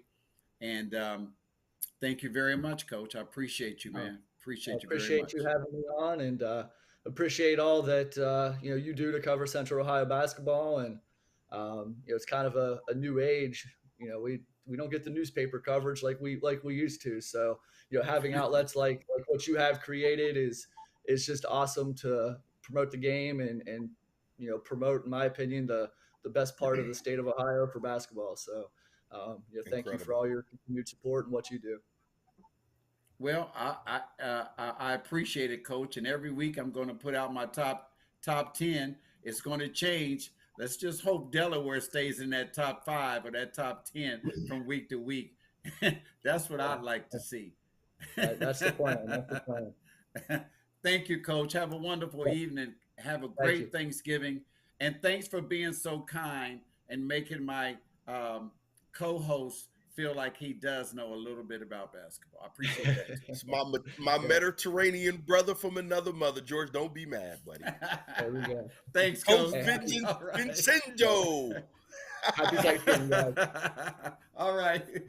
Hey, that was my man. I tell you what, he's a great guy, Jimmy. But we got another guest coming on, but we're going to take a quick break and drink you some water or whatever, and make sure that iPhone 6 is working properly. So listen. Hey man, I'm a grown up. I got a Samsung. We'll be right back on the Coach Howard Show.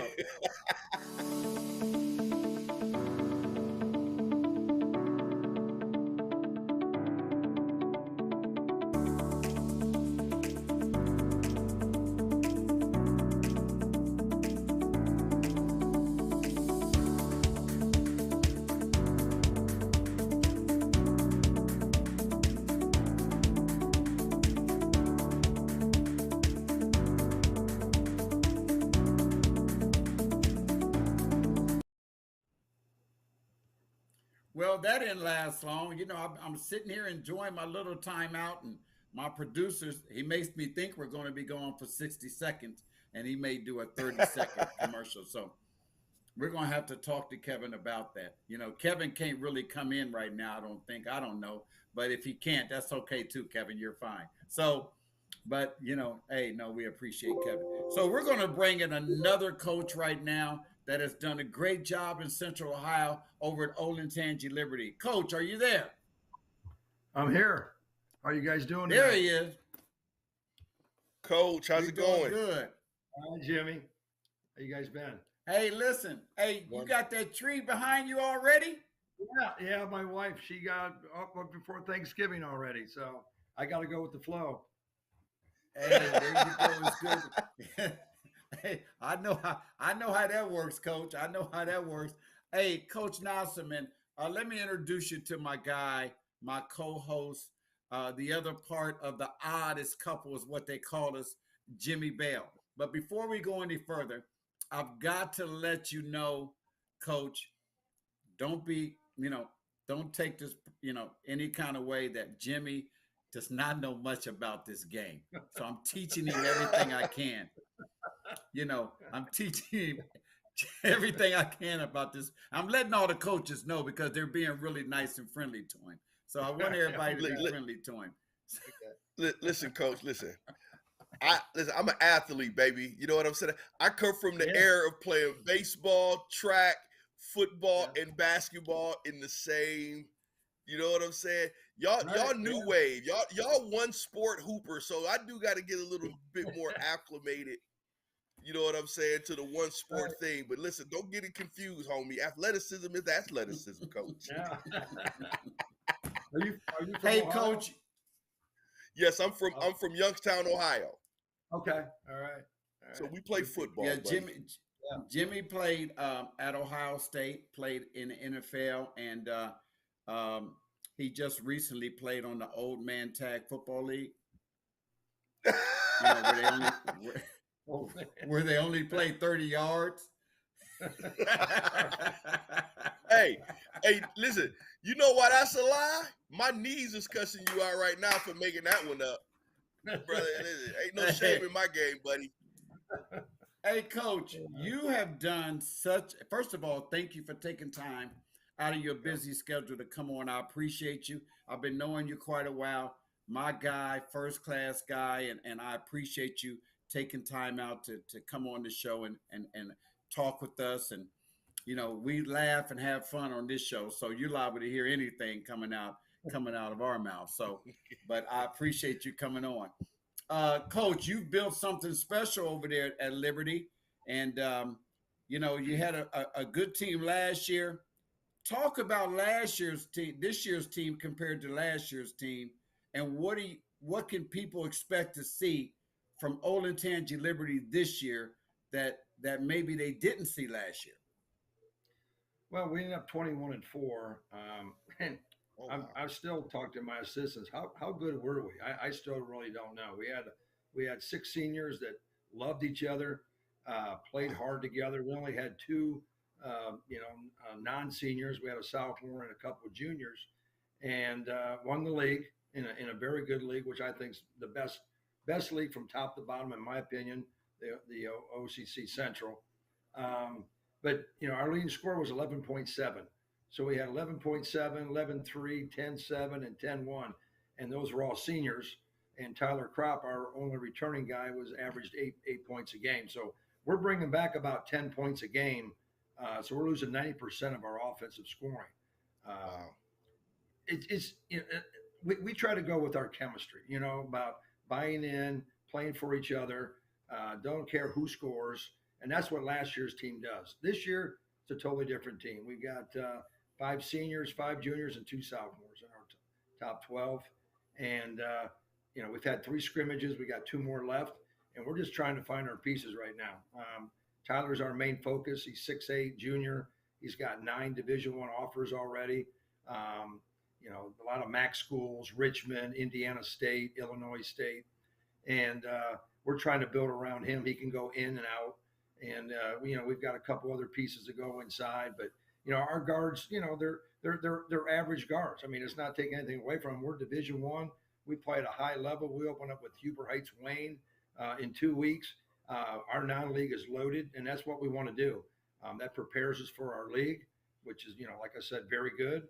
And we want to play good non-league teams, have a chance to win a conference title, and get to district finals. That's our goal every year. I think that's very important it's very important to play a tough non-league schedule. And I've asked all the coaches about that. Who are some of the teams that you're playing in your non-league schedule? And how important is it to have a tough non-league schedule, whether you lose or you win? And then it's a 2-part question. How important is it to have a good non-league schedule? And what does it do for your team to prepare them for your conference? Well, we open up, like I said, with Huber Heights Wayne, and we play Huntington out of West Virginia down at Shawnee State. Then we go Pick North, we go Newark. We're going to Tennessee, to Nashville to play 2 really good teams down there. We come back home. Of course, we go into league play. We've got we go to Reynoldsburg to play a team from Pittsburgh, which I'm not sure the name of the team right now. It's in that Jeremy treatment that comes in and does a thing. Then we got Owen Tangi in Marysville. So, a lot of teams just want to win games and they're non-league and, they go 8-2. And I don't think that prepares you for your league and your postseason play. I really don't care about our record. I really don't. I just want to play good teams and put our kids up against the best competition possible. And as the season goes on, you just got to stay with it. I mean, you just don't, like if we play Wayne and they beat us by 20 or it's 10 and we're competing, so be it. So we're 0-1. Now we play Dublin Coffin the next game and we just go from there. But as we go, we learn how to play against good teams because that's who you got to play in the tournament. The further you go in the tournament, the tougher it gets, and you got to be battle tested. And that's what we've done. Since I've been here, this is my 16th year at Liberty, and our non-league is probably top notch every single year, and that's kind of what we do. And I talk to a lot of coaches about this because this is what I believe. I believe that in your non-conference schedule, it doesn't matter if you lose. You don't want to lose, but a lot of times, like you're playing some teams that you're not going to play no teams like them in your conference. So they can learn a lot by playing against some of these teams, these super athletic teams and teams out of Huntington and some of the other teams you're going to play. And it really does prepare them for when they go up against the teams in your conference, which you are in a very tough conference, by the way. And that's why you do it, isn't it? Right. I mean, get our kids exposure. The thing we played down at Jerry's group here in 2 weeks. College coaches may come in, whatever, and then we're going down to Shawnee State. We're going to Capital. We're going to Nashville. So just kind of moving around, playing against different teams and different atmospheres, college floors, high school floors, and just making it a great experience for the kids. That's what it's all about. Jimmy, would you like to ask him not a basketball question, not a football question? Listen here, old man. I respect my elders, so I won't. So, Coach, this is okay. Based upon last year, and I can tell you are one of the epitomes of the coaches that have courage to continuously create and build culture. I think a lot of coaches are trying to build culture and they're fighting through whatever they have to fight through to build that culture. How do you reconcile and develop the fellas from a team last year that wasn't just senior heavy, they were leadership senior heavy, with the understanding that they're leaving? How do we develop the fellas that are coming up for the next year when you're trying to maximize everything from last year? Does that make sense? How do you reconcile that? How do you do that? Well, we just played Fairfield and Kettering Alder Saturday, and we got our butts whooped. Okay, and I saw some guys, kind of questioning things and their teammates and stuff like that. So we got a lot of work to do. Like I said, one starter back, two guys that came off the bench, everybody else played on the JV team. So we're trying to develop that chemistry with those seniors, juniors, and sophomores, which is it's going to take a while. I love our guys; they work hard. Sometimes the baskets don't fall when they're supposed to, and it's going to be, it could be a tough, rocky start. But I like where we're at right now. We just got to figure out a few things like who's going to score. Everybody, you can't put 5 guys on the floor that want to shoot the ball. You can't do it. We need some screeners. We need some defenders. We need some rebounders. We need that guy to take that charge, get on the floor for a loose ball. That's what it all comes down to, having a great team. And it's going to take us a while. We had a good summer, and we had 4 of our top 9 played football, made the second round of the football playoffs. So we got them, a couple of days late, that type. Yeah. Liberty football. In our region, 17 teams, 16 make it. So we're going to make it every year, right? And we encourage our guys to play multiple sports. I love it when they're coached by other coaches. They learn how to win and compete at another level, and then they bring that on over to us for our 5 months. and we just try to make the best of it. Coach, listen. Coach Howard has his top 10. Coach, you have officially become my number 1 in the top 10 that I haven't evaluated yet. Listen, I told Coach Howard we grew up in different eras. Like, he grew up playing with Jesus, Moses, Mary, and Martha, right? I grew up watching Danny Manning being surrounded by Kansas football players. Right. And literally making a historical. Now, Danny was a beast in college, but they still made it. They didn't make a historical run just because it was Kansas and they came out of nowhere. It was literally notably known that 3 of their 5 or 6 were literally from the football team. Right. And that means something. You know, we grew up in the era of multiple sports. You know, down here in Central Ohio, you know, y'all do the whole exclusive thing. But we played pretty much every sport where I'm come from in Northeastern Ohio. So I love the attitude and the appreciation for what us football players bring to the table. Yeah. Well, I'll tell you, somebody just came on and said, Coach, you can see it right there. He said, Coach, got to say, I watched your team beat Upper Arlington. Your JV was very good last 2 years. Love your style of basketball and of coaching. That's a great compliment. Yeah. That's a good compliment. You know, when we go play different places, like we go out of Ohio every year. We were in Pensacola, Florida last year. We played 3 games down there. And total strangers will come up to us and after a game and said, I love the way your team shares the ball. And that's the best compliment you can get as a coach. Your kids play hard, they share the ball. And when you're sharing the ball, it makes it, you know, I'm not in favor of the shot clock. You guys may be in favor of it, but we like to move the ball. And you know what? We may take a minute off the clock. And I know Coach, Coach, that's going to be I'm going to have a roundtable discussion here soon, and I'm definitely going to bring you back because you are one of the few coaches that do not want a shot clock. I want to get some. Go ahead. I'm sorry. No, I just don't want somebody to tell my players when to shoot the ball. Now, they do that in college. They do it in the pros. But we do got to have some separation between those 3 levels. I mean, our 3-point line. Okay, so we're not. See, we can really get into. Hey, why you cutting him off? You see how old people do, Coach?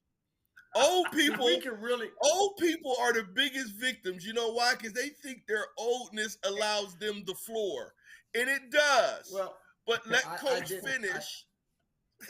No, let me tell you. I'm gonna say it like Stephen A. Smith says it. Right. This is the Coach Howard show. That's what Stephen A. Smith says. So Stephen A. Smith, they ask him all the time. They say, "Why you cut me off?" But I don't mean this. I'm just kidding. But he says, "Because I can. It's my show, right?" I know, bro. I'm the Stephen A. Smith for this show. Jesus has taught you well. I'm in, bro. Coach, I didn't mean to cut you off, but what I was saying is that. See, I believe, and we got to go because we got Coach Bates waiting. But I believe that. Bringing in the shot clock prepares them for college. That's one of the big ones to me. That's one of the main reasons I like it because it does. Because when they go to college, they're playing for it with a shot clock, and I like to speed up the game. Now, Coach, we ain't going to get into this discussion right now because we'll be on here for another hour.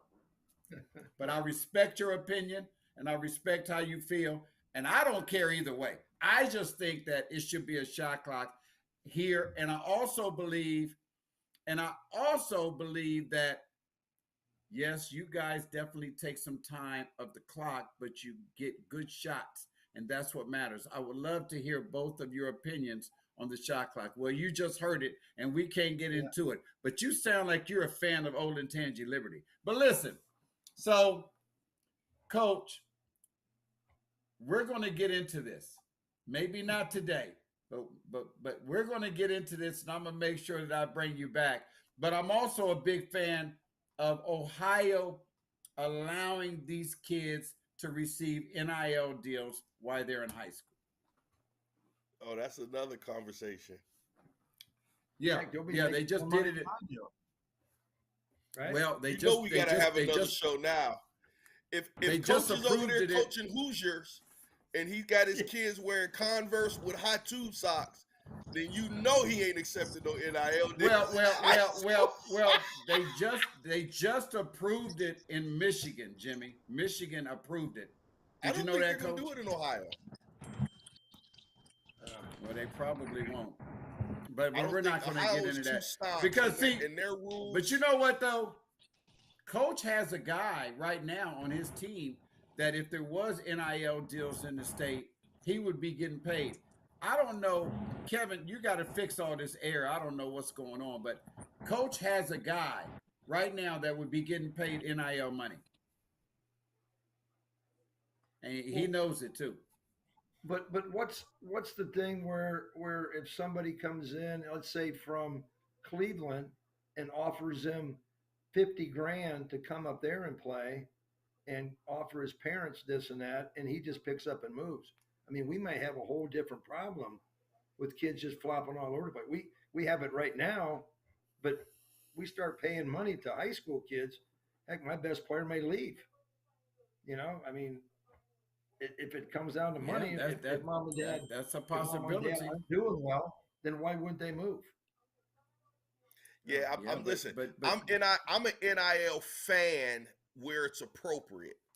I'm college all day, but very similar to Coach's reasoning when it comes to the shot clock is probably why I probably stay in that NIL space. In high school, I don't think it's necessary. There's no validity in it. It actually doesn't even make sense. College, yes, because college produces money. High school sports really doesn't produce money. It's not even a financial space that's ever been mitigated. So why even make it a topic of conversation when it's you see what I'm saying? I don't even understand the space. Well, not in high school. Make it a topic. Listen, I talk to a lot of high school coaches, man, and whether it's just not here, but even coaches in Indiana, Kentucky, Michigan. But listen, you know, the majority says, and Coach, I'm just letting you know, the majority says they're in agreement with NIL in high school. But not everybody would get it anyway. But you just happen to be a coach that has a guy that would get it, and I believe he'd get it in your community. But I think I'm a fan of it. I'm a fan of it in college. I just think they should have did it differently. Do you understand what I'm saying, Jimmy? I feel like they should get paid, but when they announced the NIL, they didn't have no true way of how to do it. They just said, "Hey, we're going to allow it to happen." And now it's another. I'm gonna have to get you off the phone because this is another thing. I talk to college coaches every single day of my life, and I talk to they don't like coaches, it at all. They it's don't so like funny it at that all. you say the high school coaches want it, but the college coaches don't. And the reason the college coaches don't, it's not that the high school coaches really want it, but they're not against it.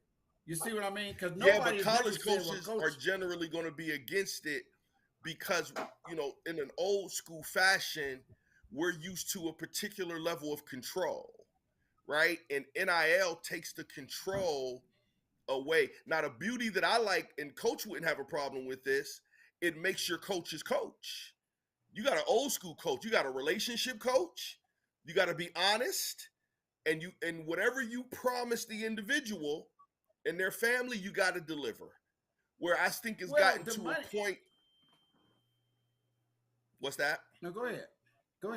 From an administrative perspective, it has gotten to the point, and I think this is college basketball or football, and the NCAA, they haven't regulated the people at the top in the way they're able to financially maneuver. So now you're saying that you can financially maneuver however you want to, but you're still holding the kids under the same mitigating thumb. Now, if everybody were under similar rules, then I could micromanage you a certain way. I could kind of give you that old school, you can stick here a certain way. I'm going to have to cut you off. I hate to, but Coach Bates has been waiting for 10 minutes. So, Coach. Hey, Coach Greg, we're going to do this again, buddy. All right, I'm Jimmy. so glad, nice meeting you. But Coach, you got a point. But real quick, I got to go. But the money is not coming from the coach. That's not where the money's coming from. No, I'm not saying that it is. I know where it's coming from, and it shouldn't even come from there. That's the whole thing. Because of the lack of control, it was never supposed to be in the hands of the colleges or the boosters. But because of the lack of control, they've put it back in those people's hands. All NIL was supposed to do was give families an opportunity to present the financial viability of sponsorship. It's not that anymore. Okay. Kids were never supposed to be appraised. Kids were never supposed to be given money. They were supposed to be going to work for that money, whether it's social media, whether it's marketing, and those things.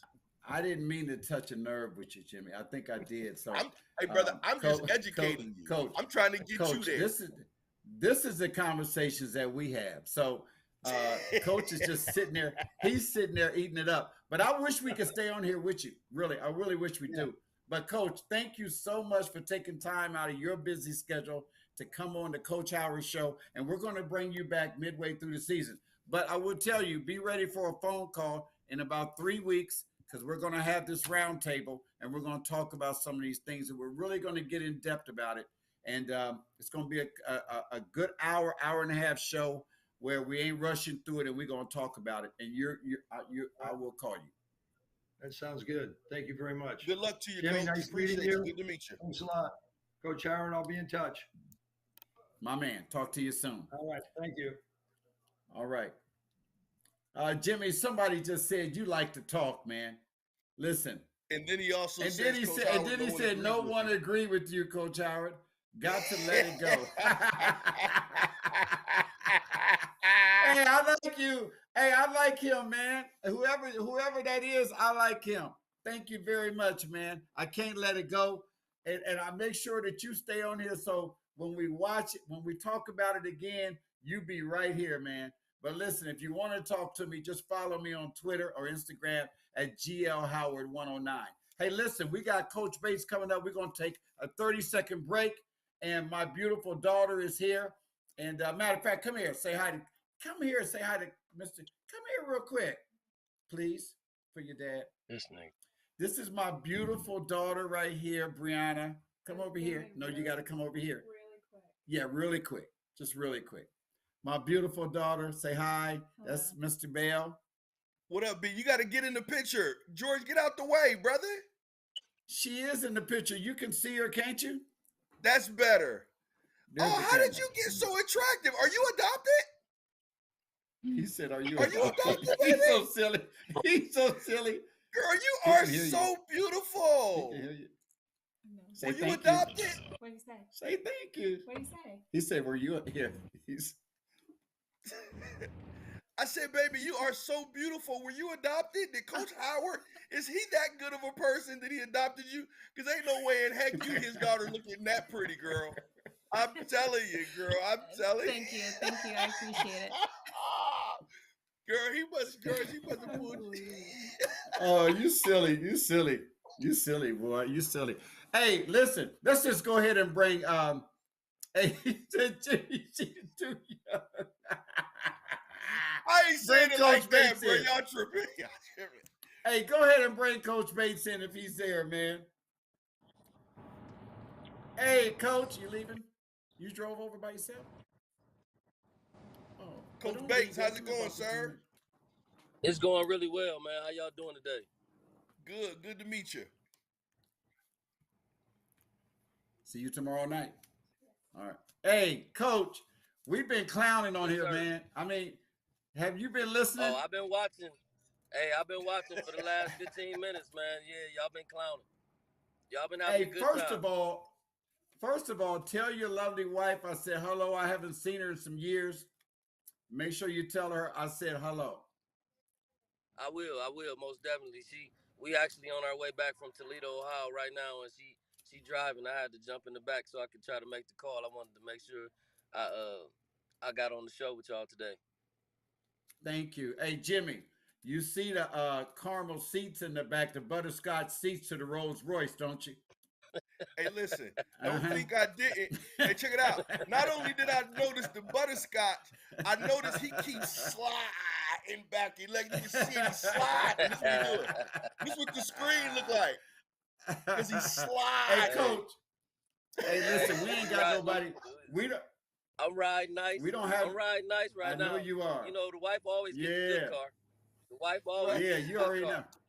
You know, hey, that's the same way with me and my wife. But listen, coach, you've done a great job. You have built a program over at Afrocentric um, and high school, and man, have you done such a great job. You know, you had a great team last year. One of your players, Dalen Swain, is doing well down at Xavier. I talk to the coaches all the time down there, Sean and them. They are really excited about him and his potential. And the people that I've talked to, even some scouts in the NBA, said they believe Dalen is a pro. So I know you're excited, you're proud of him, and but he's gone. He's gone now, and you've got another team that I hear. I haven't got to see you yet, which I'm going to see you guys here soon. Talk about this team compared to the team you had last year that made it to the regional semis. Regional semis, right, Well, Coach? this yes, no. Last year we made it to Yeah. the Final Four, state Final Final Four. Final Four, right? Um, Yeah. Well, this year's team is young. We got a returning backcourt, so we returned two starters from last year's team with Cortez Freeman. He's a senior, and then also LaRon Fuller, who's also a senior. So we bring back two guards from last year's team. Um, we bring back a couple of guys that came off the bench and played quality minutes for us last year in Makai Johnson.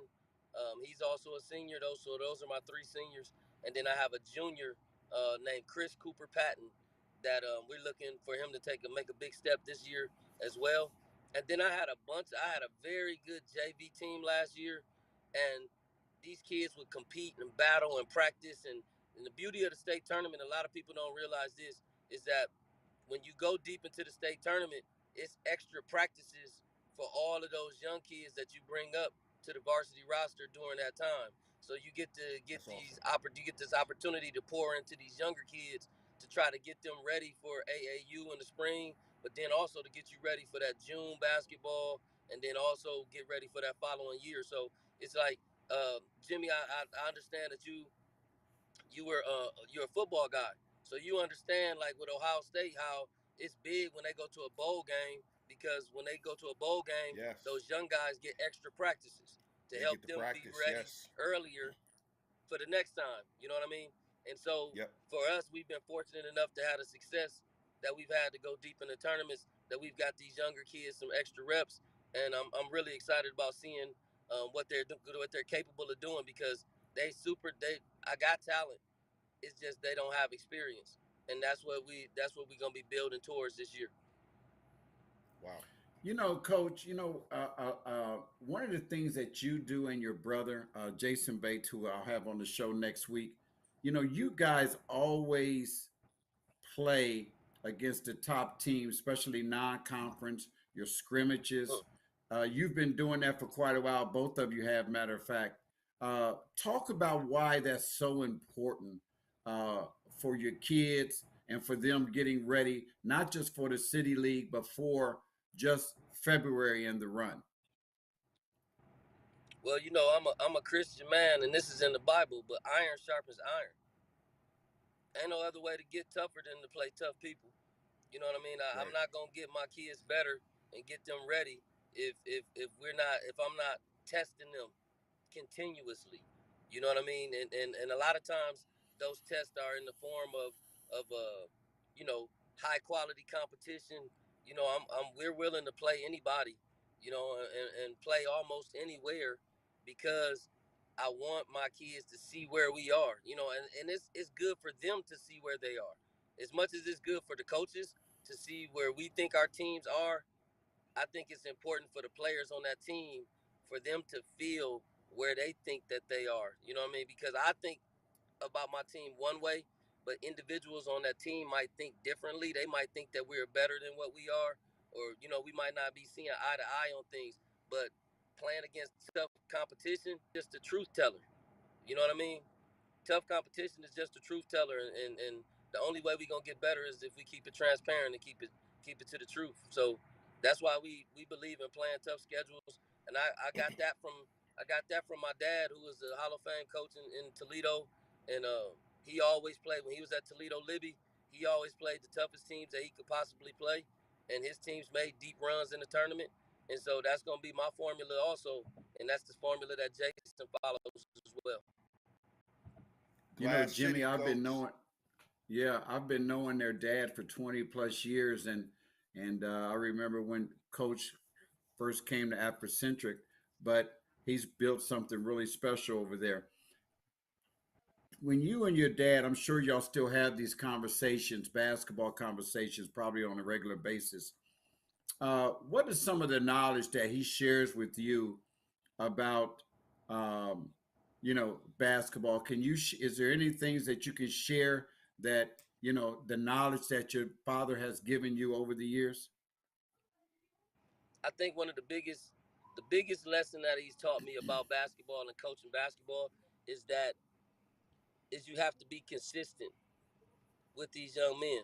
That we always have to be as consistent as we can with them because consistency for a lot of young men, especially when you at a school like Afrocentric or at an urban school district where a lot of our young men don't have their fathers in their lives or they don't have um, just every day somebody pouring into them, telling them from a man's perspective, like, this is what you should do.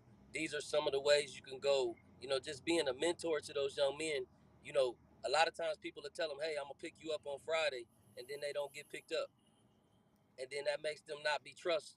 That makes them not trust other men like that. Later on in life. And so I want to be as consistent with those young men as possible because the more consistent I am with them, then they understand that they can trust me. And once they can trust me, then I can get what's best out of them. Once they trust me, it's like it's an old saying in teaching. I'm a teacher. That they don't care what you know until they know that you care. You know what I mean? And Yep. and Yes, and they that's got to right. know that you That's care right. about them. And then once and that caring comes from being consistent. I'm gonna be consistent. If I tell you that I'm gonna pick you up, I'm gonna pick you up. If I tell you that if you don't make the time on this next run, that we run it again, then we have to run again. If I say that, if we win this game, we going to Golden Corral, then I'm gonna have to pony up that money to go to Golden Corral. They're It's going to it's get to the whatever it is. corral. It gotta be consistent. It gotta be consistent.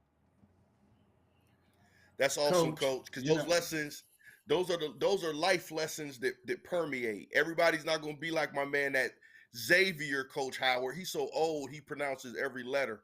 He doesn't realize in the human language, not all letters are supposed to be pronounced, Coach Bates.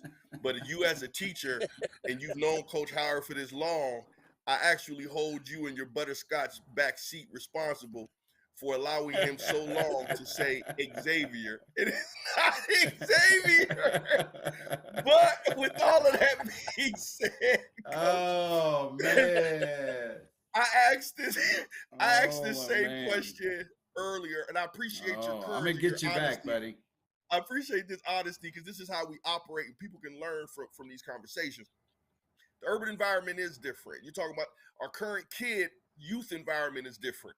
But the urban environment is different, and in this country, it has been a little consistent. So you listen, Afrocentric has athletes, even in football. I say all the time, Afrocentric football and basketball should mirror itself. It doesn't, right?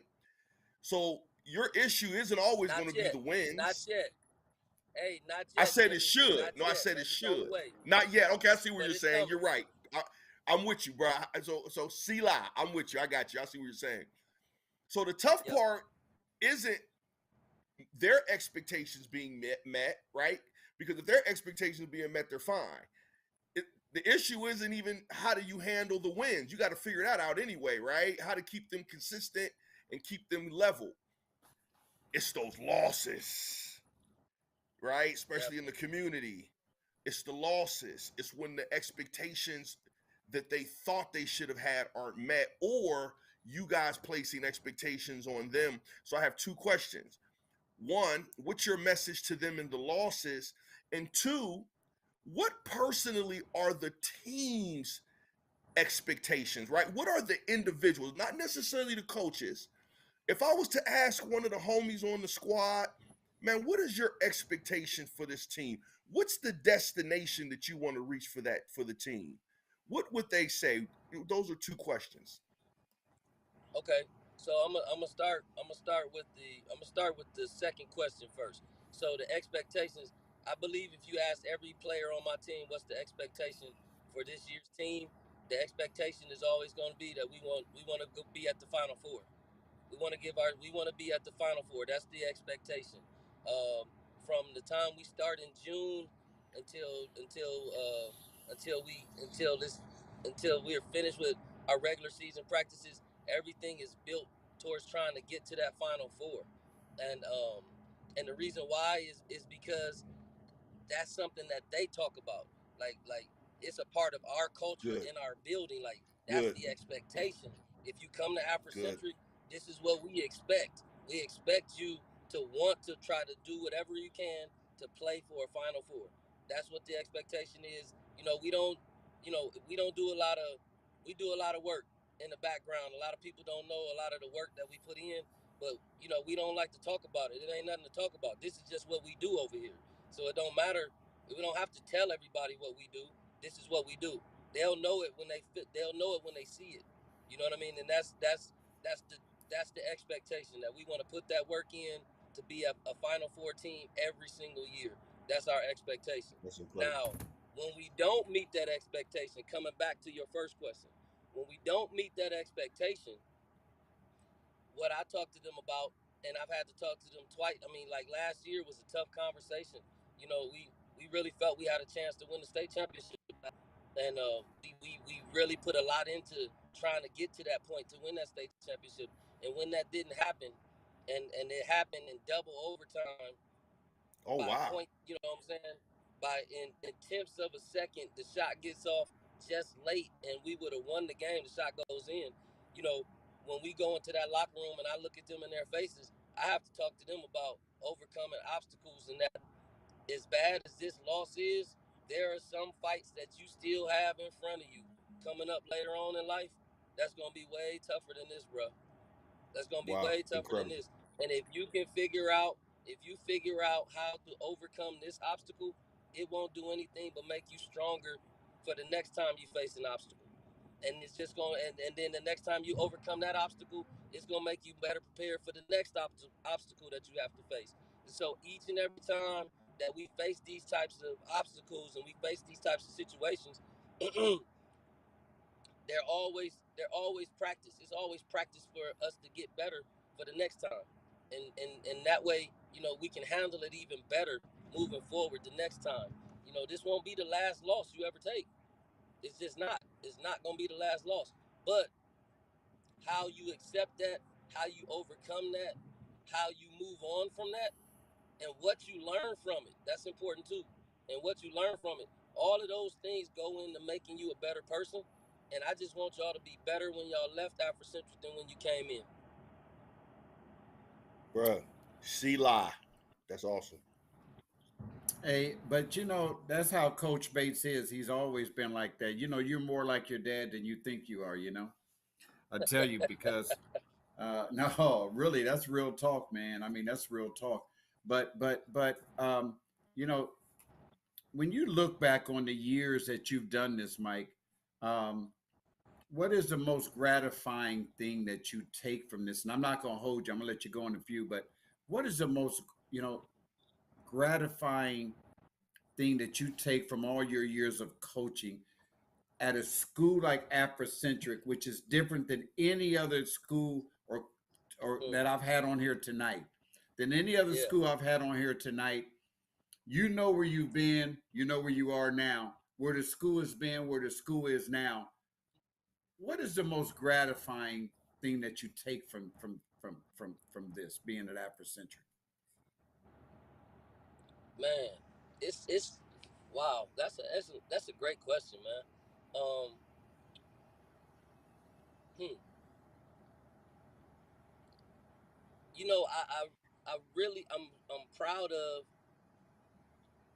the young men that we've had a chance to touch their lives, and and and they went on to college, and their fathers and their father figures, and I just I just love it when they come back. The most gratifying feeling is when I see some of those guys come back to the school, and they got their kids with them, or they coming back from they home from school, and they just talking about some of the stuff that they did, or they'll laugh. One of the big things that I say a lot, I put it on Twitter all the time, is I say nothing works without work. You know what I mean? It's just a life saying for me. Like, nothing works I without work. like There's that. nothing you can do. Nothing that you want to work is gonna work if you don't put in the work. You know what I mean? And that's something that I pour into them all the time. And so when I hear them and they come back and they saying nothing works without work, that means something to me. But I think what I want people to remember, or what I want them to know about Afrocentric, is that my staff, Nashawn Coleman, Kenny Lee, Anthony Miller, Tommy Williams, Javon Walker, Mike Menchaca, all them guys, what they do and what we do is we're just trying to make these young men great black men. That's what we want to do. That's all we really want to do. We want to use basketball as our platform to change these young black men into great black men later on. That's really what it's all about. And as long as we're moving down in that lane, we're gonna have success on the basketball court. But more importantly, these young men are gonna have success in life, and that's really why we into it. That's what we doing it for. Big Mike, Is there let me any? encourage you real Go quick, ahead. Coach. Let me tell him a quick story. I'm encourage you in that message. I remember years ago, and we all remember we called it trestle ball, right? I remember one time everybody in the world thought that our offense was struggling, right? Everybody's coming to the facility, gonna give Coach Trussell their peace of mind on how to straighten this thing out. This man, Coach Trussell was a different character. He said, "Listen, Yeah, man, we ain't got no offensive problem. We ain't got no problems like y'all think." He said, "If I can teach these guys how to dominate and take life seriously, the stuff on the field is just gonna do what it's gonna do." He said, yeah, it "Y'all in is. here worried about the wrong." He said, "Y'all coming to me worried about the wrong. This is a life issue. This isn't a football issue." I said, "Man, I said that's why he's my favorite. Where he's my favorite coach, because it even takes courage to right? In college, you only got a couple years, so everybody trying to win. You see what I'm saying? As opposed to being consistent to their message. Even in high school, I'm sure there's a time frame in high school in what you guys do. You got to win. And if you don't win, you get the pressure or you get the axe. Are you going to be willing to disseminate those incredible I messages think I for think the other but thing? but I think it's a little different over there with him as far as if you don't win, you got to win. Yes, Coach Bates wants to win, but Coach Bates, he's he does it differently than most coaches for different reasons because he's so much about these kids, man, that I think that's what drives Coach Bates. These young men, and I've known him for a long time, and I know the difference he's made in their lives. And I was under his staff for a couple of years, so I know that what he does with him and Nashawn, and they're the kind of coaches that can get knee deep in somebody's ass, and the players won't do nothing or say nothing because they'll run through a brick wall for them because they know that those two coaches has their best interests. So with them, it's all about the kids. And I think that's what drives Coach to still be at Afrocentric when he could have left Jimmy and went somewhere else. But he's still at Afrocentric. Am I right, Coach?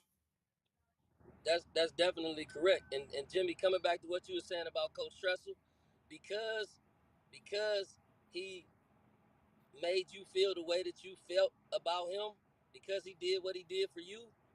You know what I'm saying? He made you feel like he cared about you. That made you play harder for him. 100. You was a better player for him. Made you feel about you. He made you feel good about you. And because you felt that way, because you felt that confidence, because you felt that love, because you felt that from him, he made you a better player. You wanted to play harder. You played better because of that. And that's the relationship. It's that relationship. If we can get these young guys, if we can surround these guys, especially in the city, we surround them with men that show them that to it's okay to have a regular job. It's okay to not be in the streets. It's okay to not carry a weapon. It's okay to not, you know what I'm saying, always be out and gotta be flashy. You know, to be a normal guy and love your family and love your community and be around people and just want to help others and just see that there's value in that. And once those young men see that there's value in that, you know, they're gonna be the next set of teachers, they're gonna be the next set of coaches, they're gonna be the next set of people that's gonna be a part of our community that's gonna help us grow. So, you know, that's what we're trying to do. That's been always been my approach in coaching, and it's been successful for me. And I'm extremely excited about this year's team because they have been waiting and they're hungry. They've been waiting. They've been battling. Like last year, they was in practice battling with Preston Steele, who's doing a wonderful job at Wilberforce right now. He's playing really well as a freshman at Wilberforce. Dalen Swain, he playing in the game right now on TV. I'm missing it. I'm taping it, but I'm missing it. He on TV right now on ESPN2. Xavier's playing against St. Mary's and he's doing well. But they was battling with them guys in practice all last year as freshmen and sophomores, and they get to get out on the court and battle with everybody else. So we really excited about this year's team.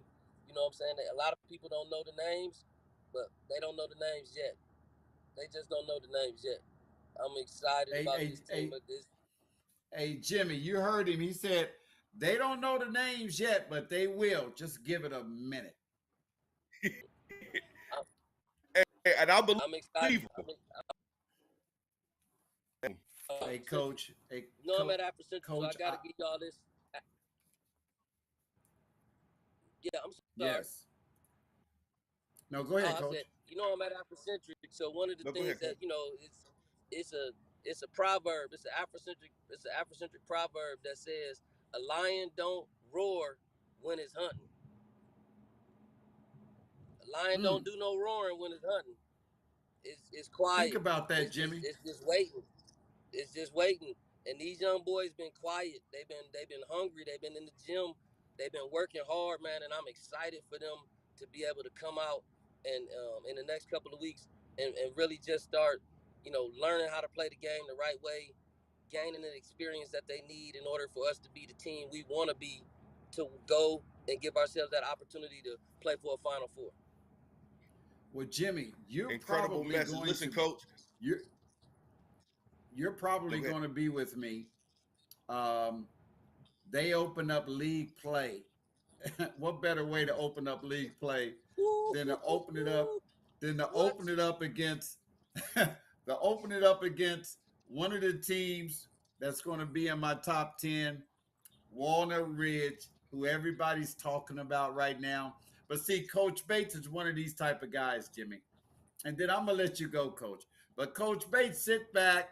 He don't really say a lot, but like he just said, you know, the Lions, when a lion is going after prey, man, they get down, they don't say nothing, they quiet, but then all of a sudden, bam, they coming after you. So that's gonna be a game, and it's at Walnut Ridge. No, it's at your place, right? Yes, sir. Yep, It's at Afrocentric. Is at Afrocentric. Jimmy, Yep, that's the they're the first league game of the year. Yep, Jimmy. They have a dome, their own, that's separate from the school. They're the only place like it in Central Ohio. When you walk in there, it's really nice, man. It's Oh separated from wow. the school. Yeah, if you've never been there, but you'll be there with me that night. So it's I'm going to be excited about it, interesting. But Coach. yeah, I'm excited to so check I you know guys out. Coach is excited too. So it's going to be a good one. But I'll see you guys Saturday. I'll see you Friday at Pick North. You got the mega scrimmage, right? Who's Yep, going to that's be there, correct. Coach? Yep. Do you know? Yeah, so it'd be Afrocentric, Pick North, Walnut Ridge, Columbus Academy, um, Dayton Dunbar, Alliance, Cincinnati Taft, Wow. Toledo Central Catholic, and I believe that's it. It's 10 teams. It's 10 teams. So it should Wow. be an excellent run. We looking forward to that one. That's gonna be a good run. Like again, that's like you want to be in there as you wrapping these scrimmages up, getting closer to the beginning of the season. You want to play, tougher and tougher competition to see where you really are, so that you know what you need to go back and make those changes to right before the season gets started. So, we also kick off. We are part of the All Ohio Tip Off Classic, and we play against Worthington Christian, and that on December the 2nd. That's a tough first round game. Worthington Christian is a team that's looking to be a top 10 team in the state in our division this year. So we got those. We got them on the schedule, and we also have Pick. We play Pick Central in the play-by-play classic this year again. We play Westerville North in the challenge that's going to be at Afrocentric, and then we play Westerville South in the Battle 614 this year. So Wow. no cakewalks, when you come to Afrocentric. You gotta, Hey, what I'm saying, show and prove. hey, Coach, I'm gonna let you go because see, you probably got a ways to go before you get home, and you could just sit on the phone and talk to us all the way home. So we we we go Hey, we we go. I'm just thankful to my wife. I'm just thankful to my wife for driving so I could get on the call with y'all today, man. I really appreciate it. Appreciate your Yeah, wife. we appreciate Yep, your wife, and for allowing you to get on the phone with us and talk. But Coach, thank you so much, man, for taking time out to come on the show. And I really want to talk to you about those things we were talking about, but we don't have time to do it now. But we will bring you back on in mid-season to talk about how your season is going. And Jimmy will be with me. We're calling a few of your games. I'm doing all the play-by-play games, but we may be doing that Walnut Ridge Afrocentric game, so we'll know here real soon. But That'll be Coach, thank you that'll be very a great much. one. Thank you very Yeah, much. Thank you, that's Jimmy. the It's very nice to meet you, Jimmy. Thank you, Coach, Coach it's a Howard. pleasure to we meet you, man. God bless you, bro. we Thank just have to get approval from your AD. That's all, and we'll be in. It'll be done. Tell So him stop playing. you handle that one. So we want to do that live, and we want to broadcast that game, and I think that'll be a great one to do. But I'll be in touch with you soon, Coach. All right, thank you. All right, Appreciate tell you, Mike. Mama we said bye. Hey, listen, man, that's Coach Bates, man. He's a real dude, man. He's Woo! real. And you He's know why I real. know he's real, and I'm happy. I pay attention. I pay attention to everything. I don't miss too much. Man, you talked about his brother. You brought him up, but you also talked about his dad. Not only did you talk about his dad, he talked about his dad. Bro, Yeah. that's culture, that's lifestyle. And that's what the high school, not just high school, that's what people who choose to be in kids' lives, especially in athletics, that's what it really supposed to look like. You know what I'm saying? You had a coach, or you've introduced me to a couple coaches that talked about their dad and shoot granddad and my wife Yeah. and my kids. You know what I'm saying? And they've taken the culture of our family. I think that's absolutely incredible. Hey, we're gonna get It into said some Jimmy of thinking these. too much. First of all, I don't know who JIMMY is, so you're definitely not talking to me, Mr. Book. Two, Mr. Book, you need to pick up a book and become a little more intelligent, because if you do, you wouldn't think that I'm Be thinking too nice. much. Be Hey, bro, nice. just because But he got a I laugh. He draw got a laughing intricately. face there. What you say? I know I'm He got teasing him, he bro. got he We got a clowning. laughing. Yeah, he started the Hey, clown. hey, I just finished in the clown, brother. Hey, Big Mr. hey, Book, hey, we just clowning, bro. he been on here with us for a minute. But listen, Jim says Coach Howard with Upper Arlington and Kaufman firing their legend coaches and hiring new coaches. What can we expect with those two teams and new coaches? Well, um, hey Jim, I want to answer your question. The coaches that they brought in, they're pretty good coaches, and I think that they're going to keep that tradition going. Of course, anytime you bring in new coaches, it changes up things. They have their own way of doing things, and how the offenses and defenses, whatever they do, it's probably different than the coaches that was there before them. Now, the main thing that's going to happen is, are the kids going to buy into what those coaches are bringing?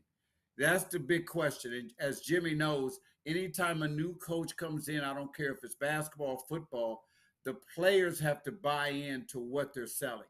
And if the players buy into what they're selling, then I don't think, the people in Upper Arlington has anything to worry about, or the people at Dublin Kaufman, because I think they'll both be great.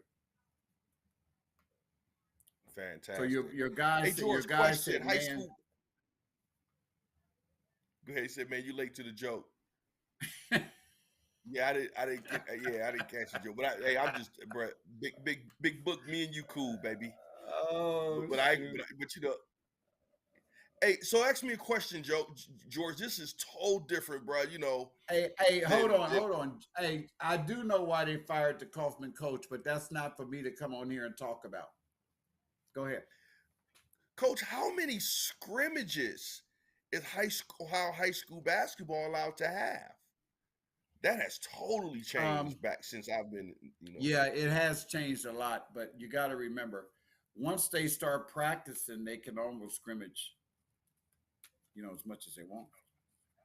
Oh wow, yeah, that's not old school at all. Because they're considered practices, really. See, you start practice November 1st, so that's when they set up a lot of, and you have some high schools that don't really scrimmage that much at all. So you have some that do scrimmage a lot, and you have some that only scrimmage really good teams, and you have some that really don't. But every coach is different. Every coach is different. A lot of some coaches want to just work with their guys and get a little bit of run against other teams, and some coaches like to get a lot of runs against other teams because it really helps. Now, in my opinion, I feel like, you should scrimmage as much as you can, because playing against other people is really what helps you. If you can get one good scrimmage in a week, I would say one good or maybe two good scrimmages in, and then during those other 3 days, you're working on things. And then when you get in those scrimmages should be to work on the things that you worked on in practice. You've been working on. It's not necessarily. I think some coaches get caught up in the winning these scrimmages. Of scrimmages. Yeah. No, I don't believe in getting caught up. Yeah, I don't believe in getting caught up in winning the scrimmages. I believe that in the scrimmages, you should use the scrimmages to work on the things that you work on in practice. Shit, if you lose, you lose. But go hard, go hard, play tough, physically, and work on those things that you work on in practice. To me, that's all that's important. If you lose every quarter, okay, So what? You lost every quarter, but you were able to work on those things. I know some high school teams, man, that really didn't win much quarters. And there was times over the years, Pick Central in scrimmages, they wouldn't win every quarter, but they would be the best team in Central Ohio come season time, right? So I don't think it was that important to my son and Coach Eric. But when it became seasonal time, then it was very important. But listen, we got to get off this. We've been on here a long time, and we love the guys that's on here. And I think that it's been a great show. Hey, real quick, Coach. And Jim wants to know who's the Upper Arlington coach. Do you know? And Kaufman coach, the new one. I can't remember who the Upper Arlington coach, but the Kaufman coach is Coach Adam Banks. Let me see. Yeah, I believe. Yep, Coach Adam Banks is the new Dublin Kaufman coach. I can't remember who the Upper Arlington coach is, but Coach Adam Banks and he's a great guy. I know him personally. I've been knowing him a while. He's going to do a great job at Dublin Kaufman. Great job. Bradley has 3 Division I players, also a lot of talent. What are your expectations? Well, my expectations is that Bradley's going to be my number 1 team in my top 10 coming out next week. And I look for Bradley to be playing for a trip to the Final Four. I really do. I look for Bradley to be playing for the regional championship here in Central Ohio. Now, who they're going to play against, I don't know. But I can almost bet my savings on Bradley. They're there every year. Okay, Coach. Here you go. They're very well. Hold on. They're very well coached, and they've got talent, and they're good. They're good. Here's a question, Coach. Appreciate you, Jim. And I know we're gonna get out of here. What are your criteria for your top 10? What's your criteria when you think about, is it last year? Is it now you know these guys though too, right? So a lot of us, we don't know these guys. Is it the culture of the team? Is it the coach? What goes into you picking your top 10 or who you believe will be there in the end? Jimmy, that's a good question, but I would probably say talent, coaching, okay. Who they have coming back from the previous years, and what else is out here, what other teams have. So it's going to be more difficult this year than it was last year, because there's no real dominant teams. Last year, you had some more dominant teams. You had star players. This year, you don't have really star players. You have a couple. You have Dom over at Walnut Ridge, which is probably the best point guard in Central Ohio. Wow. But you don't really have dominant players. You have good teams. You know what I mean?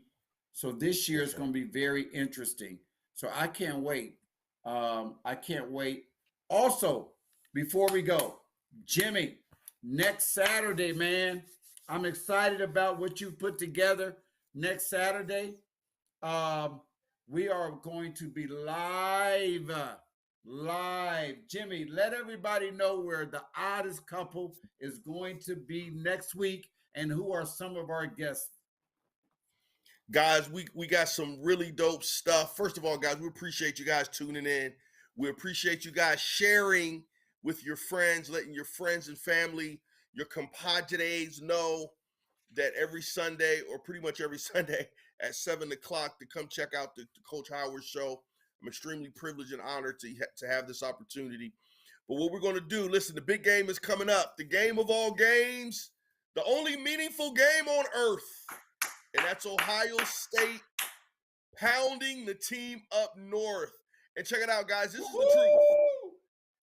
I played from 92 to 97. I was a super duper senior, right? Coach Trussell held it down for dang near 15, 16 years. And it was continued through Coach Urban Meyer. Listen, we've had a lot of epic games, a lot of epic storylines.